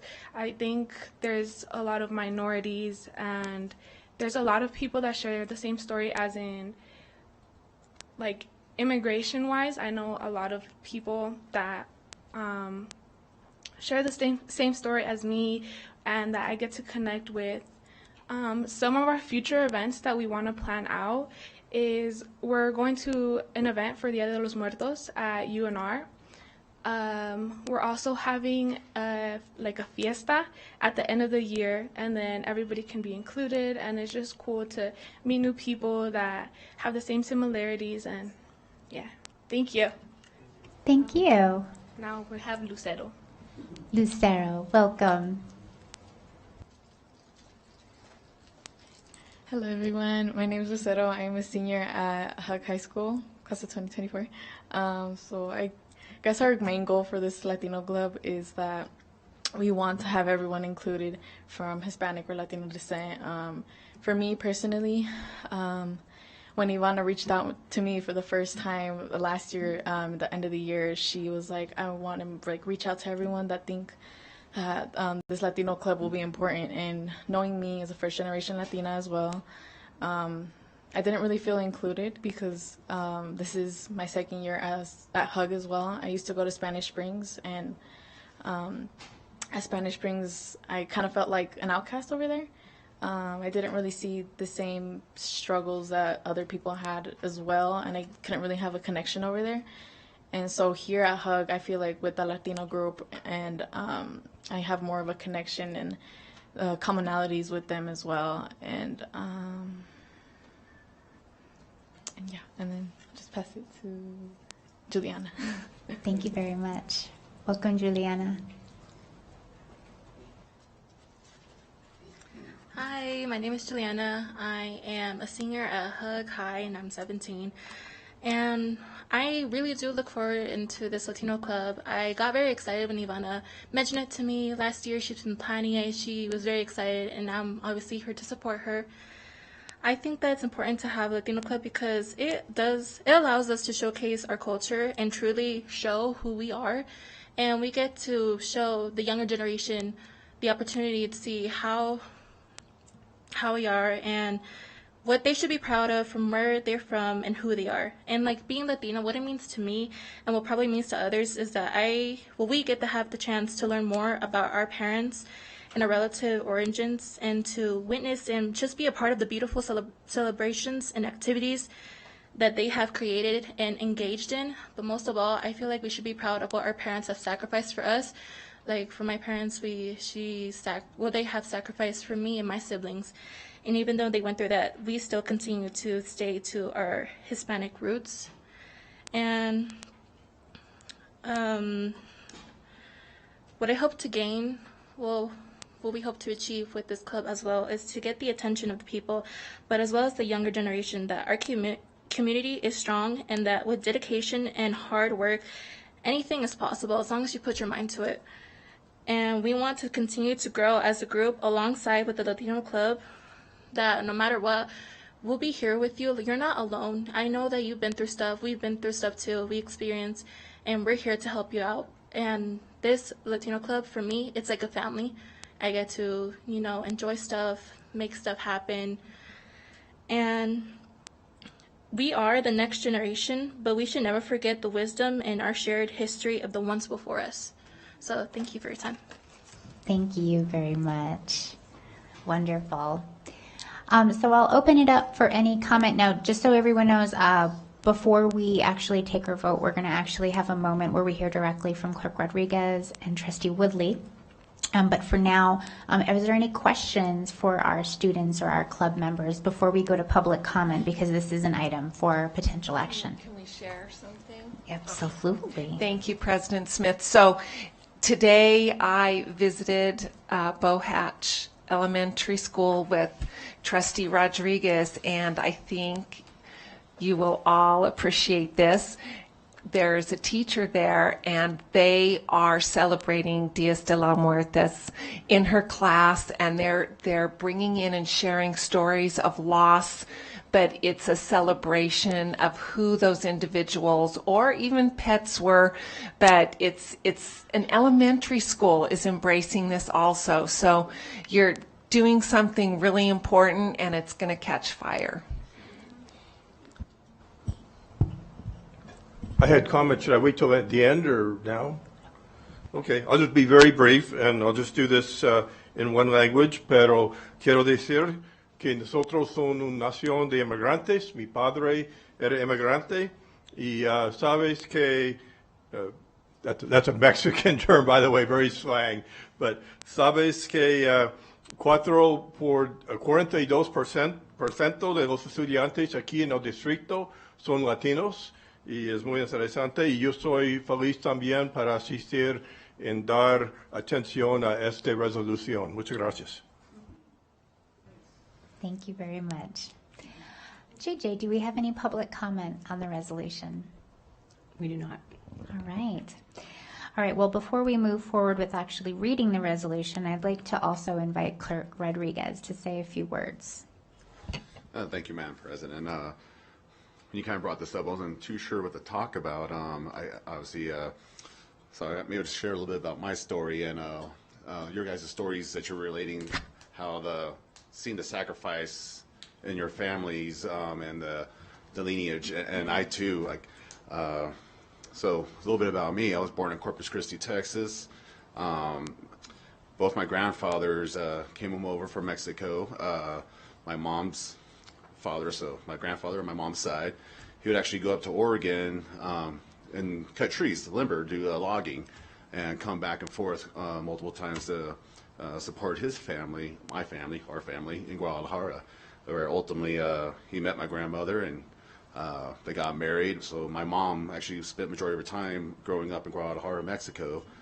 And my dad's father, so my grandfather on my dad's side, kind of the same thing, but in Texas, and ultimately served in World War II. And a lot of sacrifices there. And obviously we have large families. I got many cousins. I'm never bored, never alone. But seeing that work ethic is amazing. And I saw it in my parents too. I actually grew up quite a bit in poverty, and I spent most of the time growing up in Austin. And seeing my parents sacrifice for me to give me all the benefits that I have today. So if Mom, Dad, you're watching, thank you. And you're right that this generation of Latinos, the Hispanics, it's upcoming, and we're seeing that. So I want to encourage you guys to continue, grow, educate yourselves, and be the future leaders. We're seeing that today. We have Commissioner Mary Luz Garcia, amazing woman, highly involved in our community. Councilwoman Martinez, another one, highly involved in our community. And Nevada's becoming we're the first in a lot of things. We had our first Hispanic governor, Brian Sandoval, and first Secretary of State, Cisco Aguilar. So we're starting to be represented finally, but we can still do better. And obviously Trustee Woodley here as well. So Washoe County is growing, and I like to see our culture be represented properly. So I mean, that's kind of a little bit all I have to say. I did look up one thing because I am a military veteran myself, just like my grandfather and my dad. There's actually 61 Medal of Honor recipients that are Hispanics. I looked at it, like, that is incredible. So we have a fighting spirit, and it's in our culture. So thank you guys for what you're doing, and I'm glad to hear that our district's starting to understand and meet our needs a little bit better. Thank you. Thank you very much, Clerk Rodriguez, for sharing your story. Trustee Willie, would you like to say a few words before you read our resolution? Yeah, I'll share a little. You'll hear me talk Spanish here in a second. But similar to Trustee Rodriguez, first generation American Latino family, for my family that went to school, went to college. I'm really happy to see you guys here, to see you guys come up and speak.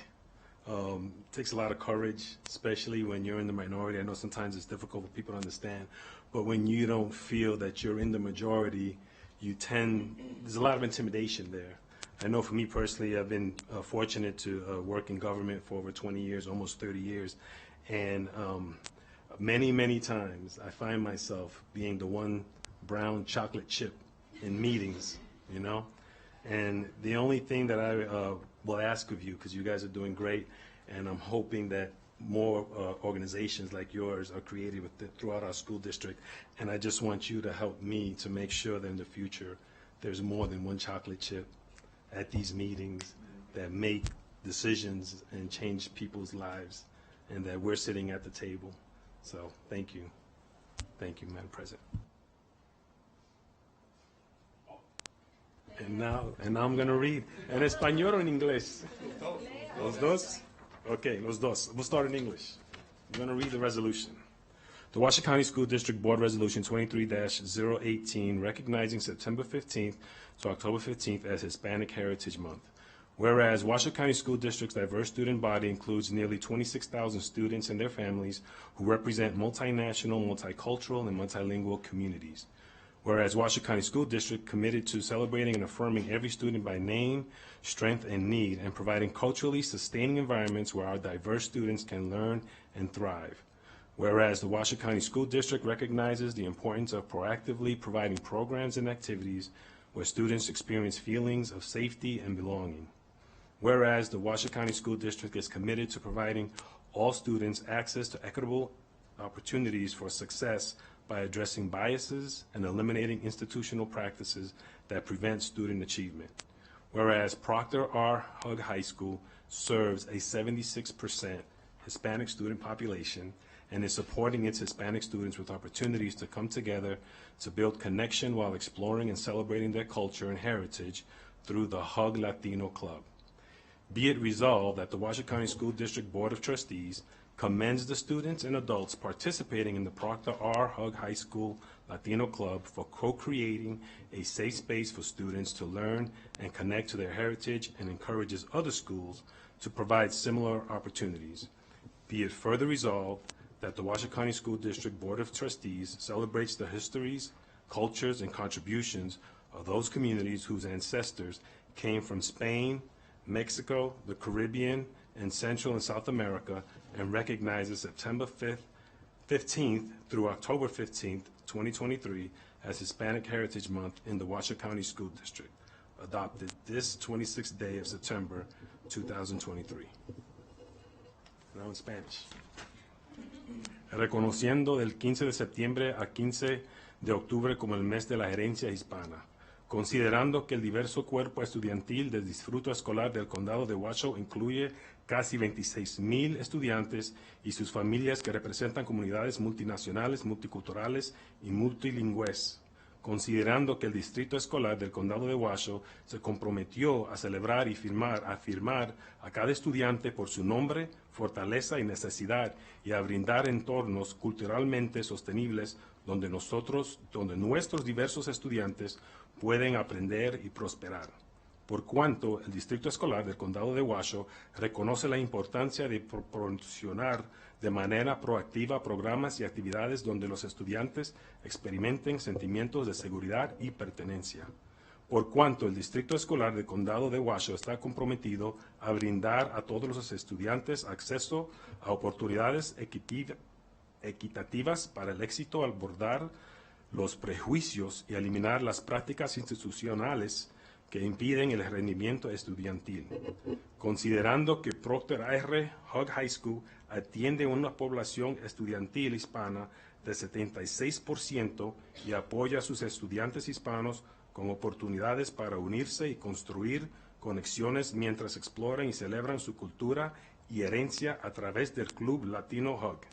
Se resuelve que el Consejo Directivo del Distrito Escolar del Condado de Washoe felicita a los estudiantes y adultos que participen en el Club Latino de Proctor R. Hug High School por co-crear un espacio seguro para que los estudiantes aprenden y se conecten con su gerencia y alienten a otras escuelas a brindar oportunidades similares.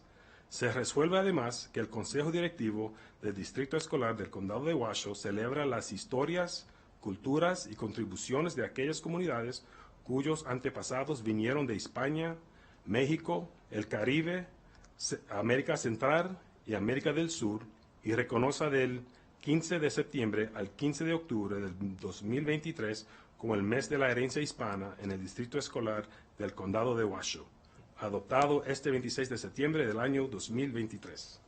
Gracias.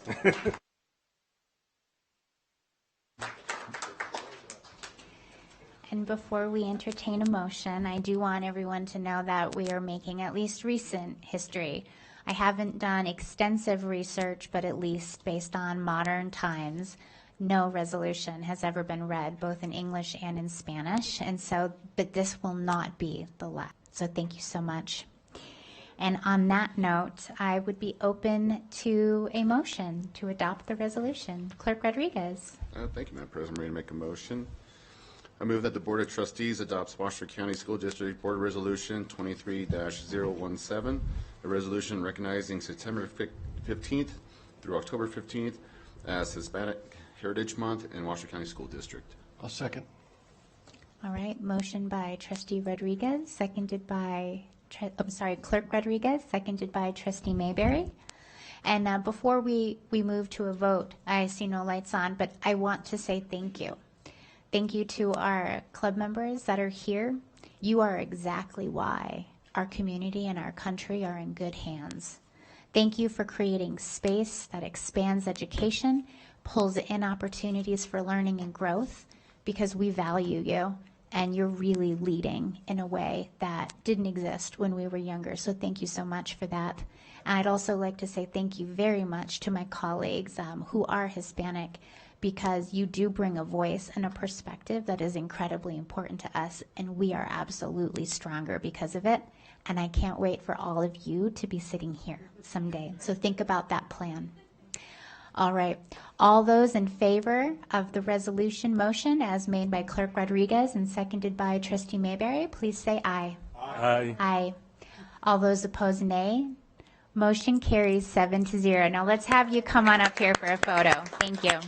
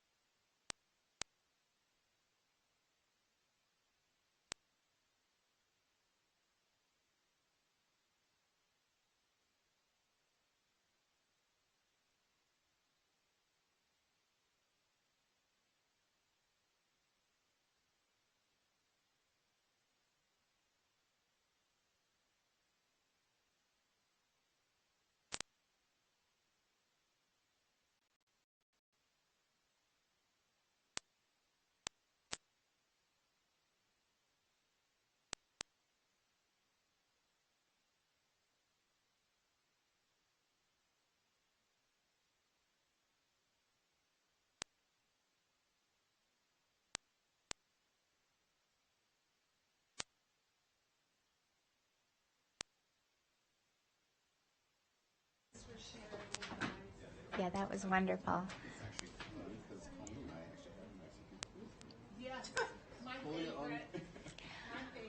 All right, everyone, we'll just pause for one moment while our guests depart. And so with that motion, we close out item 3.03 and all of section 3 in its entirety. And we move on now to section 4. For item 4.01, our student representative is not here with us today, so we will go ahead and move past that and go to board reports. So today, let's go ahead and start with Trustee Alex Woodley. All right, I'll start it off. Thank you.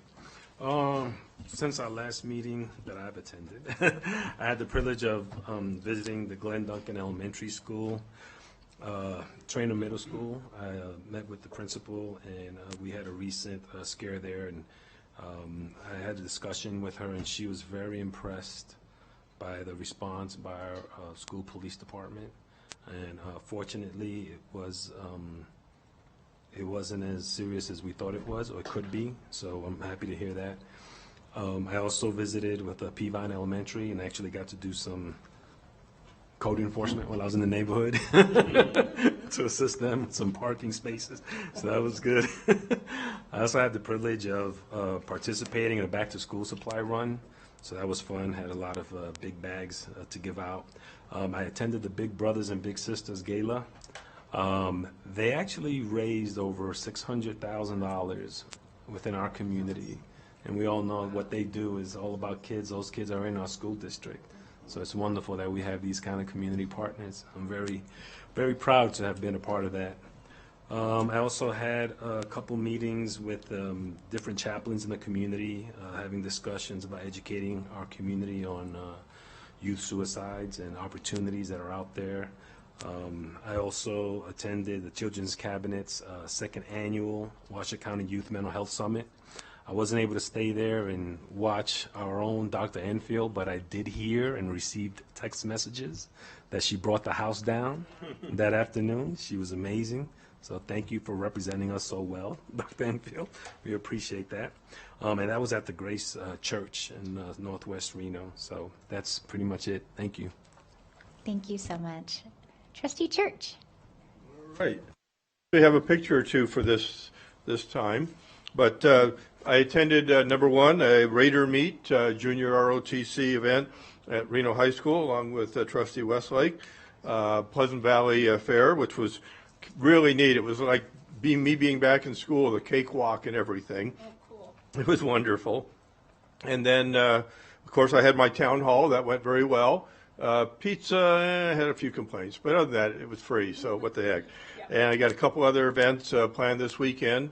And then what I have up there, at the town hall, it came up, and again, people have misconceptions, said, you haven't done a single site visit in the last year. Well, I know you can't read that, but there's about 30 or 40 visits up there. Some of them in my district, Pleasant Valley, blah, blah, blah, Piccolo, Demonte Ranch High School, HERS, Poloquitas, Brown, etc., and then the various schools outside my district. And I think even more importantly, or not more importantly, but equally important, are the different other events that I attended in the last year. So I just wanted to set the record straight because, you know, the expression of a misconception is halfway around the world before the truth has its shoes on. So there it is right there, all the different events that I attended in the last year. And I'm sure I probably forgot some. And I hopefully will be attending many more in the next year. But I just wanted to set the record straight on that. And then the next picture is, there's the JROTC car wash there by the Walmart on Demonte Ranch. And I attended that, and just a wonderful event. I have to admit my bias, being a military officer, to the JROTC program, but it's just a wonderful, wonderful program, and I'm highly supportive. And I got, a minute and a half left, but I think that's about it. Thank you very much. All right, Trustee Westlake. Thank you very much. I am so grateful to be busy again going into schools. Jerry Whitehead, I want to congratulate them on receiving the Gold Award for home visits. 62% of their team visited 30% of families. Natchez took the silver and Desert Skies the bronze. So great work, you guys. I got to read at Sun Valley Elementary School in the kindergarten classes. I'm starting that up again. I did attend the Washoe County Youth Mental Health Summit at Grace Church. We have enormous amount of work to do there, and I know we can do it. And yes, Dr. Enfield eloquently rocked the house, so thank you. The school visits, Bud Beasley, Jerry Whitehead, Dilworth, Lincoln Park, Sparks Middle School. I have to say at Sparks Middle School, they're doing a college assignment in journalism at Sparks Middle School. They are filming their student announcements, and then the kids behind the scene are editing. Very impressed with that. Bohatch and Shaw Middle School today with Trustee Rodriguez. I attended the FMP at Reed High School, and that's great, continuing on with those discussions. And the JROTC, I absolutely would not want to do some of the events they did. They looked extremely difficult, but it was great. And then I do also have some pictures that I wanted to share. So this is Dozers and Dirt. This is our construction community raising awareness, raising money for Northern Nevada Children's Cancer Foundation. And these are all volunteers. There was REMSA in attendance, the Sheriff Department, Truckee Meadows Fire, Forestry Department, the kiddos. There's a video of my 2 grandsons sitting in a loader here. They get to take rides in loaders and excavators, and there's a video here of I want to get the whole ensemble. I'm going to get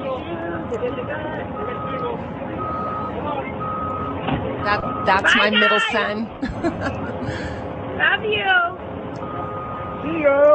Yeah, see you later, alligator. Go do some good dirt. But this is just amazing for the kids. They all got swag bags, and they got to meet sheriffs, REMSA, firefighters. It's truly amazing. And I just want to throw it out really quick. Students, operators of heavy equipment make an really great wage. So look into that career. Thank you, Trustee Westlake. Clerk Rodriguez. Thank you, Madam President. And I have to agree, Trustee Westlake, I've seen some of those guys that got nicer trucks than I do. Yeah. So, for sure. Yeah, this week's, honestly, it's been a little bit light. Yeah, I did have a visit with at Bohatch Elementary School and Shaw Middle School with Trustee Westlake. So I thank you for joining me on that. And I also did to speak with Courtney with Spread the Word Nevada. They do quite a bit of cool stuff. If you guys haven't heard, I'm really excited because I'm going to kind of nudge us to maybe have a presentation done by them. So it's actually an amazing organization. They actually help implement and bring books and build home libraries. So there's actually a lot of kids that are not very fortunate that don't have that many books, and they actually look at bringing in books for, into the schools and then offer those same books that kids are interested in reading to their homes. So it's actually pretty sweet. Yeah, again, it's kind of light this week, but that's kind of where I'm at right now, and I look forward to us hearing more from Spread the Word Nevada and more school visits. Thanks. Thank you. Vice President Nicolette.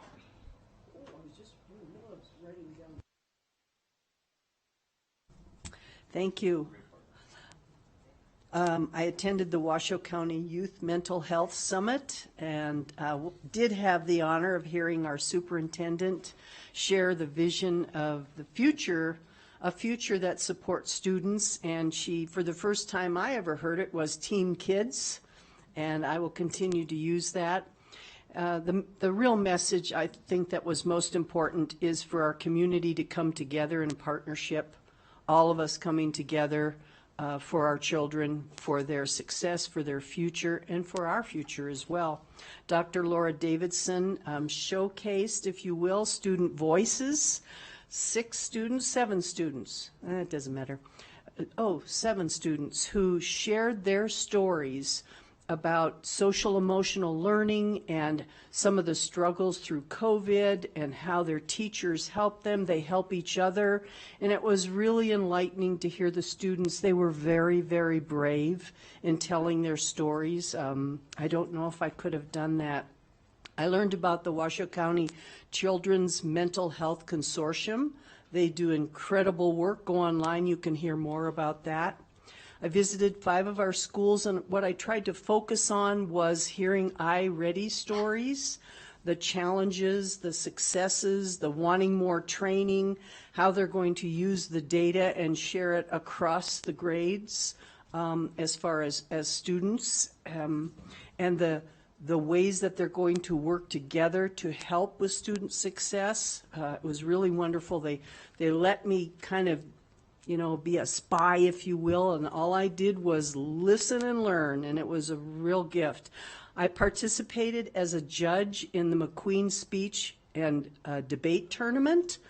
That was fun. I will tell you, I was very humbled. I was honored to judge the speeches for apparently the kids are seniors and they're like top notch, and I felt that, you know, I have a lot to learn about how students are learning about providing a speech these days and the topics that they get to choose, and so I'm going to do it again. I got to tell you, these students were amazing. I felt like I was in a history class because the questions they chose and they answered was just wonderful. And then I attended 3 FMPs, and that is another listen and learn opportunity for me through a very diverse communities throughout those 3 schools I was at. And I had fun. With 11 seconds to spare. All right. Trustee Mayberry. Thank you, Madam President. Gosh, I'm sorry I missed the Mental Health Youth Summit. Gosh, sounds like I missed out there, so maybe next year. But I appreciate everybody's comments on that. I had an opportunity to visit Demonte Ranch High School last week with Principal Darville, and as you know, that's our signature program for performing arts. And the show Frozen will be playing there for the holiday season, so that'll be a lot of fun if you want to break out in song. You know, Let It Go, and I'm sorry, I'm feeling it right now. Right. I also had an opportunity to have a parent-teacher home visit on Saturday. We visited little Scarlett Mina Lopez with,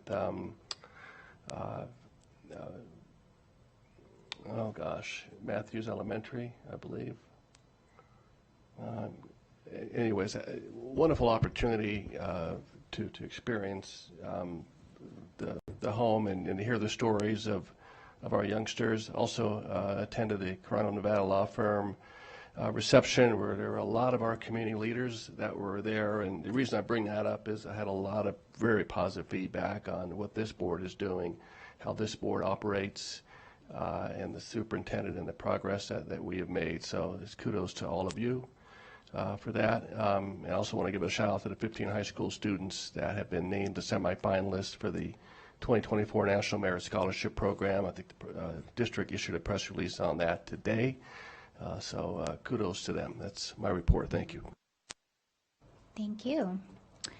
All right, so for those of you who are looking for something this evening, and this does tie in really well with our resolution, we have a few more facilities modernization plans meeting, including one that's being held tonight at the Sparks Library, and then on September 27th at the Neal Road Rec Center. And these 2 meetings are very important because they're going to be held exclusively in Spanish.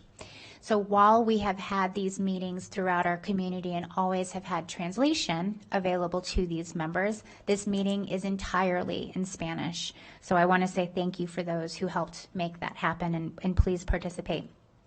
I met with several Reno High School civic students about local public service. They were doing some projects involving speaking with local government leaders. I attended a facilities modernization plan community meeting at Swope Middle School. And I had a really wonderful time. This is where the picture is going to come up. So at Huffacre Elementary School, I attended the reveal of their new student art mural. It was based on the American artist Charles McGee. Art teacher Jessica Baker created Huffacre Harmony. And so every single student in that school created one of these strips of paper, and then they brought it together for this beautiful mural. So that was really, and the children just erupted in joy when they saw that. They were so proud. I also visited McQueen High School with Principal Holbrook, and the athletic director there, Lucas Weber, had a great visit to that school. Do you know that their colors were originally supposed to be orange, red, and yellow? Yes, very interesting, which is why the lockers look like that. So I learned a lot about the school, what makes it great, and I just had a really nice time. Also, along with Vice President Nicolette and Trustee Woodley and Westlake, I took part in the Youth Mental Health Summit. WCSD was a sponsor, and then several members of our teams were speakers, including Catherine Loudon, Dr. Paula Marca, and Dr. Enfield. Of course, met with several families, and I appreciate all the families and the staff members that do reach out so that we can talk about what you need and the ideas that you have.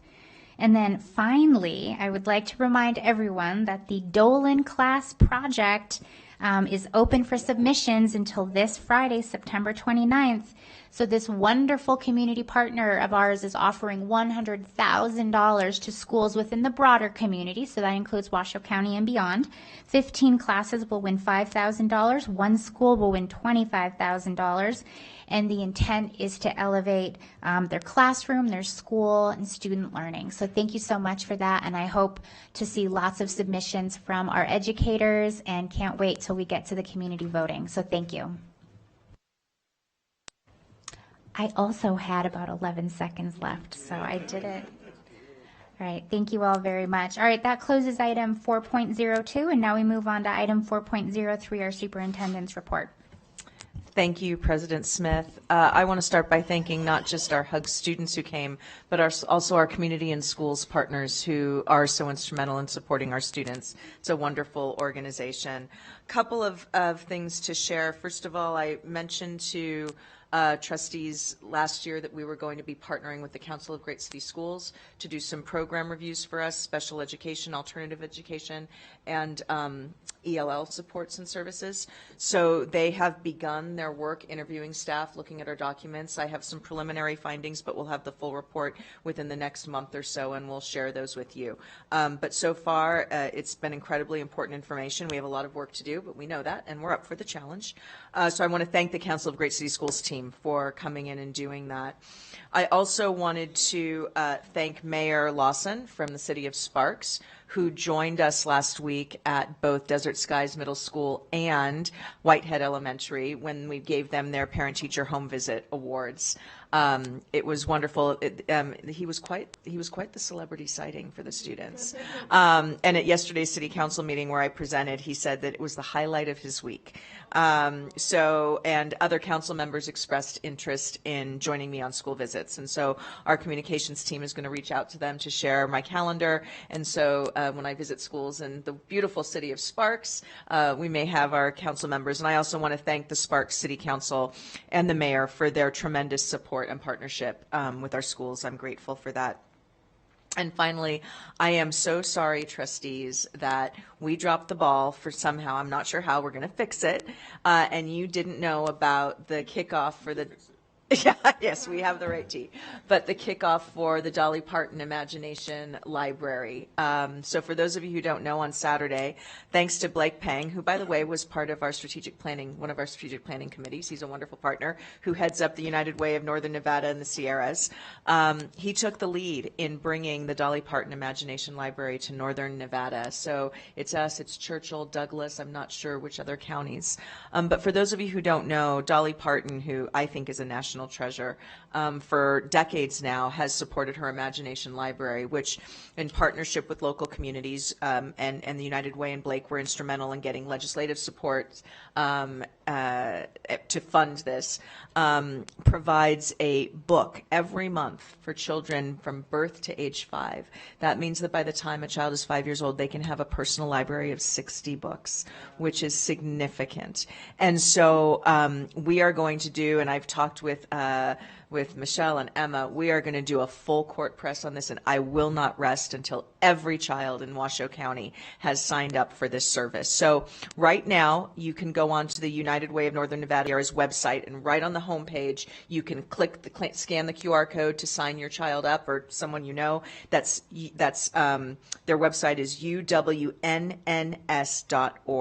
Soon we will have that available on our website and our partner organizations and city partners as well. It's going to be everywhere because, as I said, every child we need signed up for this. So grateful to the United Way for taking the lead on this. It's been sort of a dream of mine, only surpassed perhaps by actually having Dolly Parton come to Washoe County because we did such a good job enrolling every eligible child. I got my picture next to her cutout, which was great, but I'm still holding out for the real thing. And I believe that as a community, we can do that. So thank you very much, United Way and City of Sparks, for all your support for our students, and that's all I have.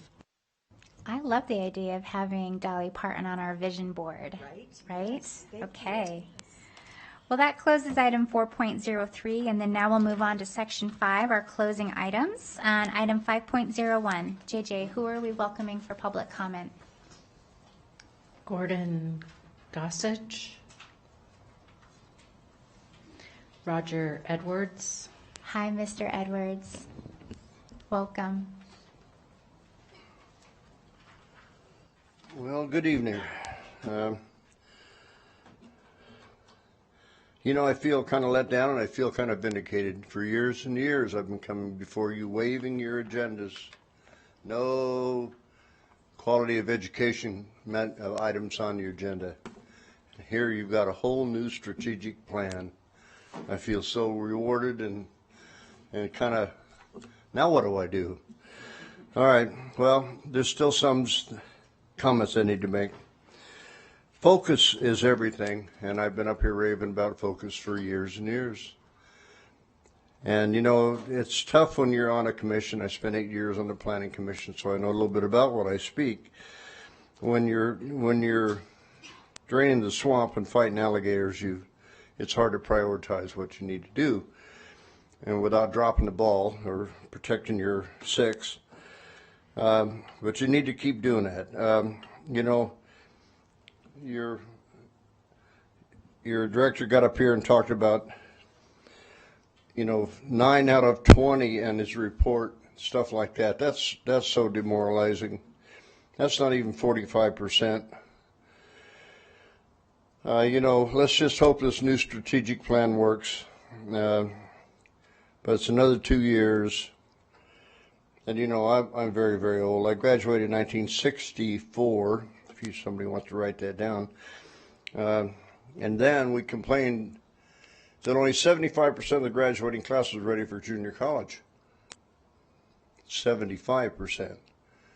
90s, I think it was like 91 or 92% graduated, but 75%, and they were complaining about, are ready to go to junior college. That means they pass SAT and ACT and all this other stuff.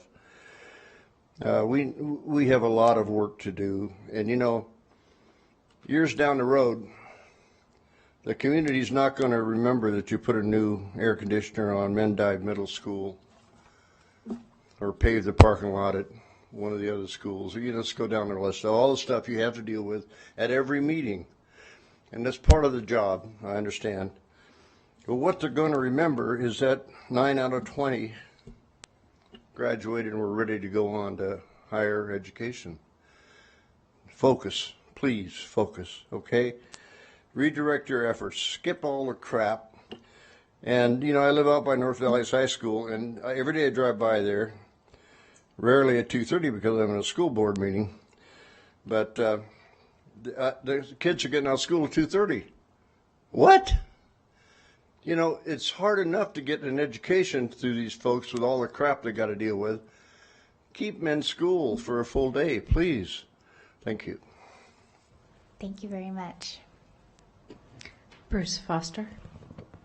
Hi, Mr. Foster. Welcome. Can you pass those out? Thank you.